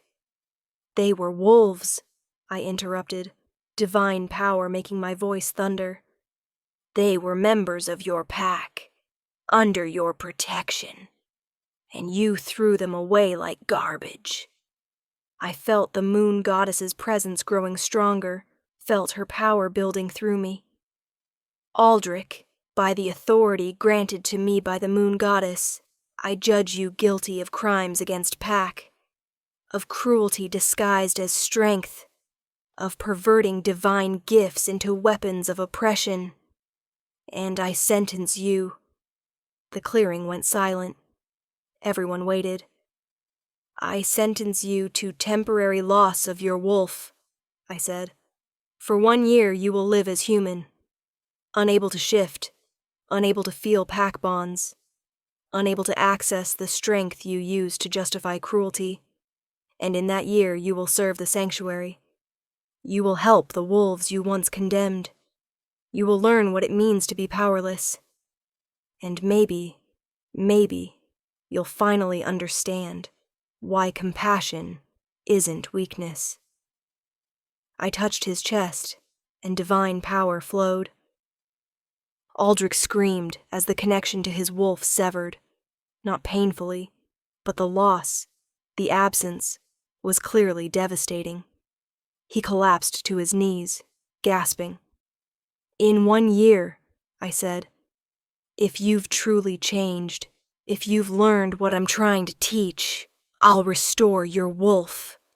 But if you haven't, if you're still the same cruel man you are today, the loss becomes permanent. Choose wisely how you spend this year. I looked around at the 750 wolves. Let this be a lesson to all of you. Divine authority isn't about domination. It's about justice. About protecting those who can't protect themselves. About ensuring the powerful don't abuse the weak. I don't want to punish anyone. I don't want to take away anyone's gifts.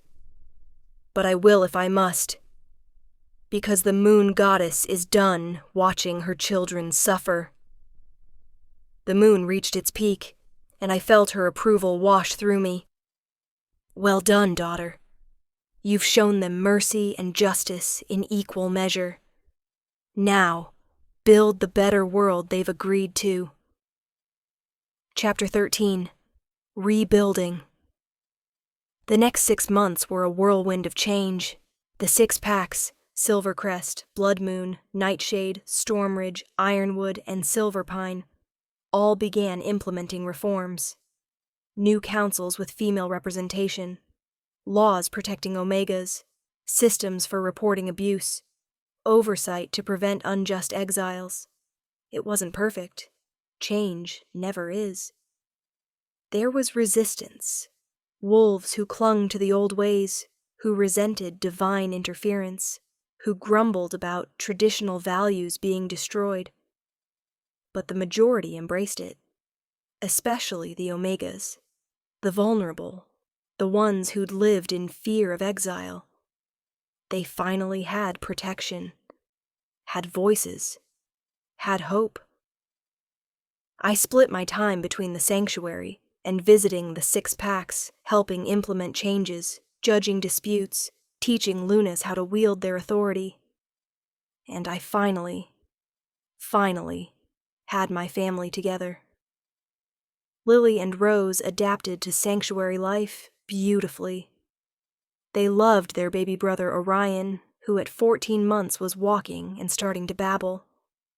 They made friends with other exile children. They were healing. Rose's anger faded as she realized Mama was never leaving again. Lily started speaking again, softly at first, then more confidently as she felt safe. Marcus visited once a month, as agreed. The visits were awkward at first. The girls were wary, hurt, angry. But gradually they began to forgive him, began to rebuild their relationship with their father. I never would. Couldn't. But I was glad they could. Theron and I grew closer. Not romantically. Not yet. We were friends first. Partners in building this new world. But there was something there. Something that might become more when I was ready. When the mate bond wound had fully healed. One morning Lily came to me with a question. Mama, I can feel things. When other people are sad or happy or scared, I can feel it, like it's my feeling too. Is that normal? I smiled. You have Luna gifts, sweetheart. Empathy, the ability to sense emotions. It runs in our blood, from your grandmother, from me, now to you. What about Rose? Does she have it too? Different gifts, probably. Some Lunas are healers, some are empaths, some can see truth. You'll both discover your gifts as you grow, and I'll teach you how to use them, how to protect yourselves, how to help others. Will Orion have gifts too? Yes, very strong ones. He's special, the first child born to an avatar in centuries. We don't know exactly what he'll be able to do yet, but he'll be powerful and kind, just like his sisters. She beamed at that.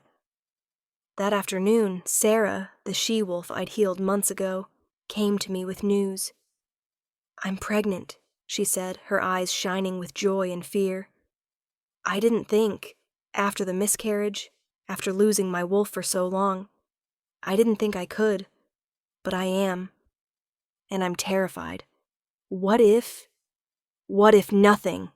I said firmly, taking her hands. You're in the sanctuary. You're protected. You have a community that will support you. And this time, no one can take your baby from you. No one can exile you for bearing a daughter. No one can punish you for being pregnant. You're safe. Your child is safe. And you're going to be an amazing mother. She cried happy tears, and I realized this was what the work was for. These moments, these victories. One woman at a time, one family at a time, one wolf at a time, being freed from fear. This was divine work, and it was worth every sacrifice. Chapter 14. The year ends. 12 months after Aldrich lost his wolf, he returned to the sanctuary. He looked different, humbler, quieter. The arrogance had been stripped away, leaving someone more genuine underneath. "Avatar," he said, kneeling before me, "I've served my sentence. Worked in the sanctuary, helped the wolves I once condemned. And I've learned," his voice cracked, "I've learned what it means to be powerless, to need mercy and receive judgment, to be vulnerable and have no one protect you. I was wrong. About everything. About strength. About weakness. About what it means to lead. And I'm sorry. I'm so deeply sorry for every wolf I hurt. Every exile I caused. Every mother I separated from her children. I studied him. Felt his emotions. The remorse was genuine. The change was real. Your wolf misses you, I said quietly. I miss him, Aldrich said. But I understand if you choose not to restore him. I deserve permanent loss for what I did. You do, I agreed. But the moon goddess believes in redemption, in second chances, in the possibility that even the cruelest wolves can learn compassion. So, I placed my hand on his chest. I'm returning your wolf. Not because you've earned it, but because I believe you'll use this second chance better than you used the first. Divine power flowed, and I felt his wolf reconnect. The joy, the relief, the gratitude. Aldrich shifted immediately, a gray wolf with silver markings, and howled his thanks to the moon. When he shifted back, there were tears streaming down his face. I swear to you, he said, I will spend the rest of my life protecting the vulnerable, helping the exiled, being the wolf I should have been from the beginning. Thank you. Thank you for believing I could change. Don't thank me, I said. Thank the moon goddess, and prove her faith in you wasn't misplaced. He nodded and left, not to return to Silvercrest, but to stay at the sanctuary, to dedicate his life to helping those he'd once hurt. Redemption was possible, even for the worst of us. Chapter 15. 15 years later, I was 37 years old when everything finally came together. 15 years after the exile. 15 years after the moon goddess chose me. 15 years of hard work, slow change, constant vigilance. But the wolf world had transformed. The 6 reformed packs had become models for others. 12 more packs had voluntarily adopted the new laws. 3 packs that refused had lost their alphas. I'd stripped their wolves until they complied. Unjust exiles had dropped by 90%. Omega rights were protected across 20 territories. Female representation in pack governance was now standard. And the sanctuary, the place that started as a refuge for 83 exiled wolves, now housed over 1,000. Not because exile had increased, but because wolves chose to come. Chose a community built on compassion instead of hierarchy. Chose belonging over dominance. We'd built something revolutionary. My daughters were 13 and 11 now. Lily had fully come into her empathy gifts and was training to be a Luna. She'd eventually lead a pack someday, when she was ready. Rose had developed a gift for healing and spent her days working with Mira, learning medicine and divine healing both. Orion was 7 years old and already showing signs of power that awed even me. He could command animals, not just wolves, but any animal. Could sense truth and lies better than I could heal injuries with a touch. He was going to be extraordinary. And Theron? Stop overthinking it, Theron said, appearing beside me as I stood watching the full moon from our favorite spot on the hill overlooking the sanctuary. Overthinking what? I asked innocently. Whether you're ready, whether it's too soon, whether the mate bond wound has healed enough. Talisa. He turned me to face him. It's been 7 years. You've built an empire of compassion. You've changed the wolf world. You've raised 3 incredible children. You've healed from what Marcus did. And yes, you're ready. Ready for what? I asked, even though I knew. For this. He knelt, pulling out a simple silver ring. For being my mate, my partner. Not because we're forced together by divine decree, but because we've chosen each other. Every day for 7 years, I've chosen you. And I'm asking, will you choose me back? Will you be my mate, my Luna, my forever? I looked at this man who'd given me sanctuary when I had nothing, who'd taught me to use divine power, who'd stood beside me through every battle, who'd loved my children as his own, who'd never rushed me, never pressured me, never made me feel like I owed him anything. Yes, I said.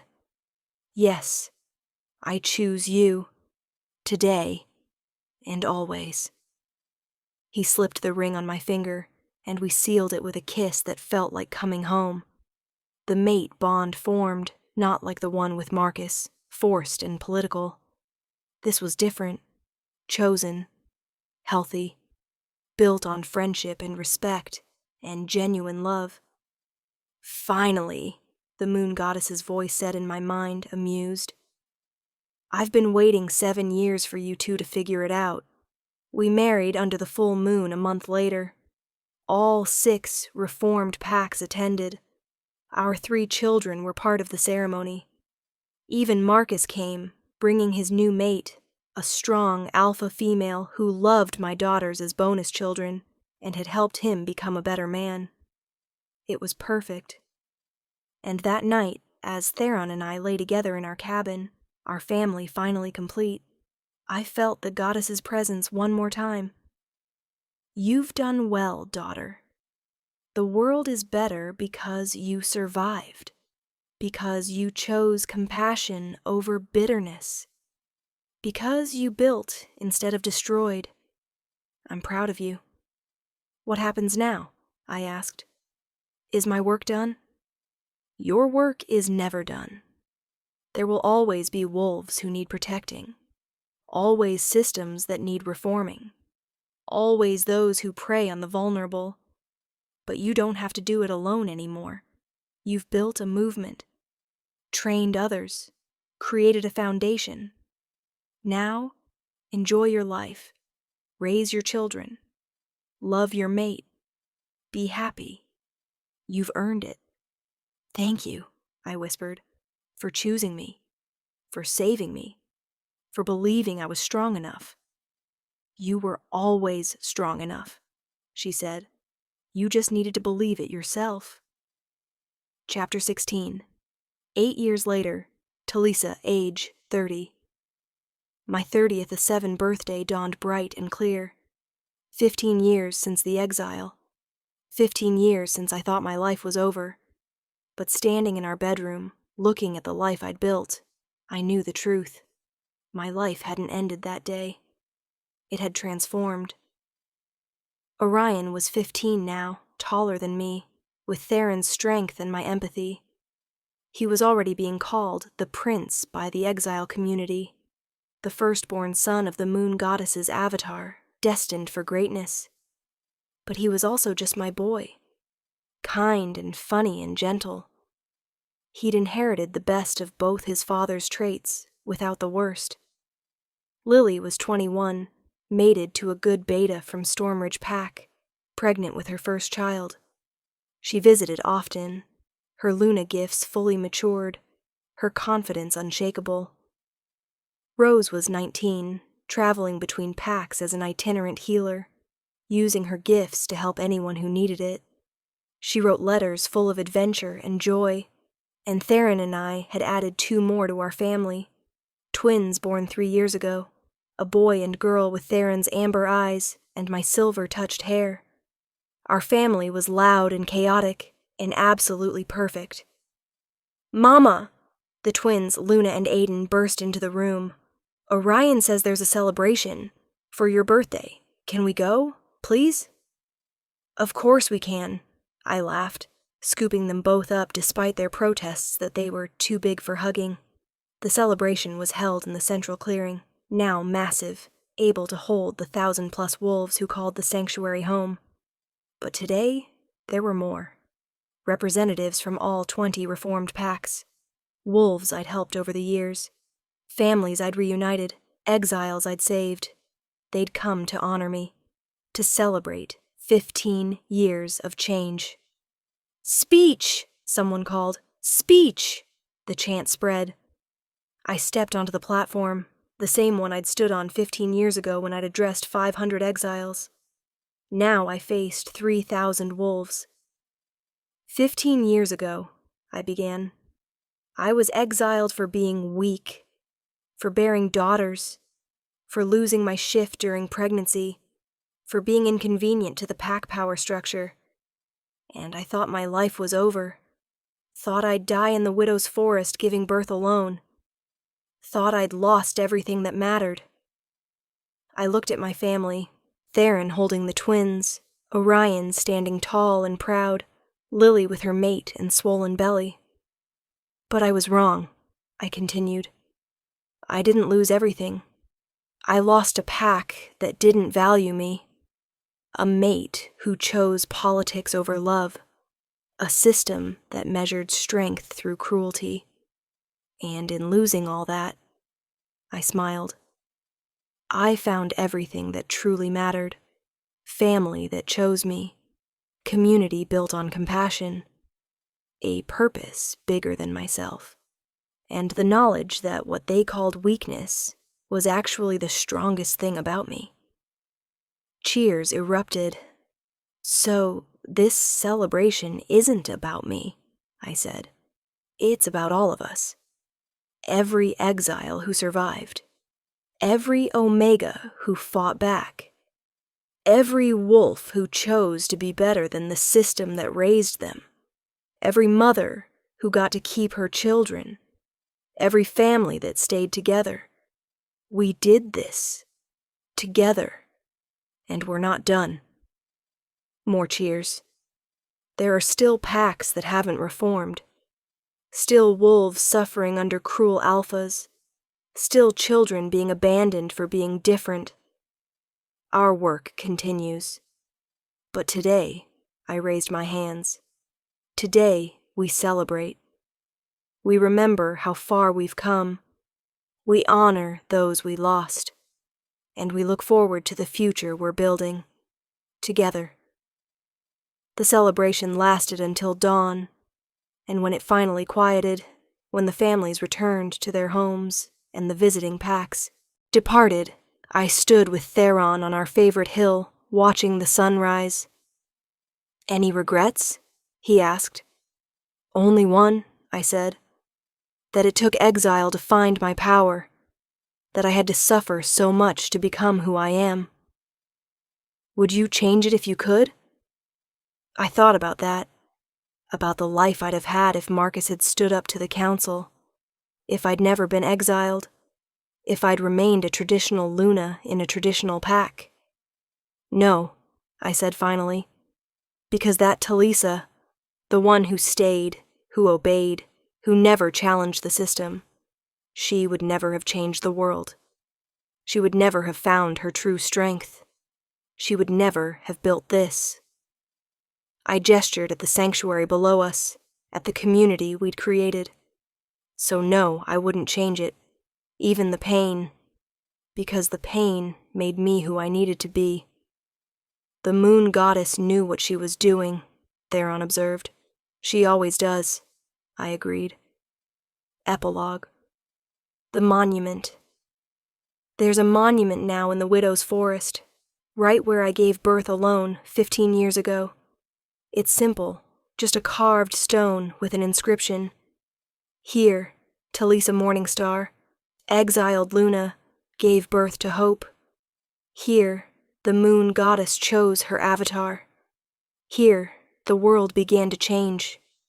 For every mother abandoned, every wolf cast out, every soul called weak. This is proof that weakness is a lie, that survival is strength, that compassion is power, that exile can become destiny. I visit it once a year, on the anniversary of Orion's birth. Bring my family. Tell my children the story of that night, the pain, the fear, the moment divine light filled the darkness. Today, Orion stands tall beside me, 15 and already showing signs of the leader he'll become. The twins play nearby, Luna trying to catch butterflies, while Aiden practices commanding squirrels, much to their annoyance. Theron holds my hand, solid and steady as always. Do you ever think about them? He asks quietly. Marcus, the council, the pack that exiled you. Sometimes, I admit.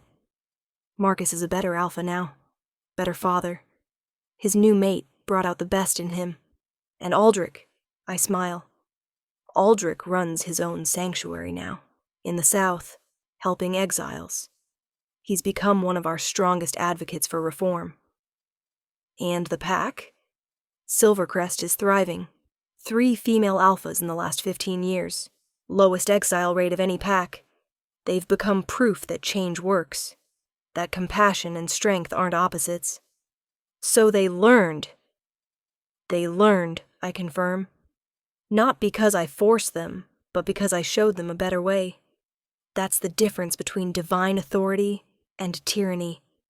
I gave them a choice, and enough of them chose correctly. The moon is rising now, full and bright and beautiful. Hello, daughter, the goddess's voice whispers in my mind. Happy anniversary. 15 years, I say aloud. Has it really been that long? 15 years since I saved you, since you accepted my gift, since you began changing the world, and you've exceeded every expectation. You've built a movement that will outlast you, trained Lunas who will carry on the work, created systems that protect the vulnerable. You've done everything I hoped and more. What happens now? I ask. Do I keep being your avatar forever? Do you choose someone else eventually? That depends, she says. Do you want to stop? I think about that, about the work still to be done, the pack still resisting reform, the wolves still suffering. No, I say. Not yet. Maybe never. This is my purpose, my calling, what I was meant for. Then you'll continue, she says, for as long as you want. For as long as the world needs you. But know this, you've already succeeded. Already proven that my choice was right. Already shown the wolf world what it could be. Everything else is just refinement. Thank you, I say, for choosing me, for that night in the forest, for believing a broken, exiled Luna could become this. You were never broken, she corrects gently. Just tested, forged, transformed. You were always this strong, Talisa. You just needed the right circumstances to show it. As the moon reaches its zenith, I gather my family. Time to go home, I say. To the sanctuary? Luna asks. To the sanctuary, I confirm. Our home, where we belong. As we walk back through the forest, this forest that once nearly killed me and now welcomes me like an old friend, I think about the girl I was 15 years ago. Terrified, alone, convinced she was weak. And I wish I could tell her, you're not weak. You're not a failure. You're not worthless. You're about to become the most powerful wolf in history. You're about to change the world. You're about to prove that exile isn't an ending, it's a beginning. So hold on. Survive this night. Because tomorrow you become divine. I was 22 when they exiled me. I'm 30 now, and I've been the moon goddess's avatar for 15 years. I've reformed 20 packs, saved hundreds of exiles, reunited countless families, and built a community based on compassion instead of cruelty. I've raised 3 children who will change the world even more than I have. I found love again. Real love, chosen love, the kind that heals instead of breaking. And most importantly, I've proven that what they called weakness was actually the strongest thing about me. They exiled the pregnant Luna for being weak, and she became the moon goddess's chosen avatar. She became the wolf who changed everything. She became me, and I became exactly what the world needed. The end.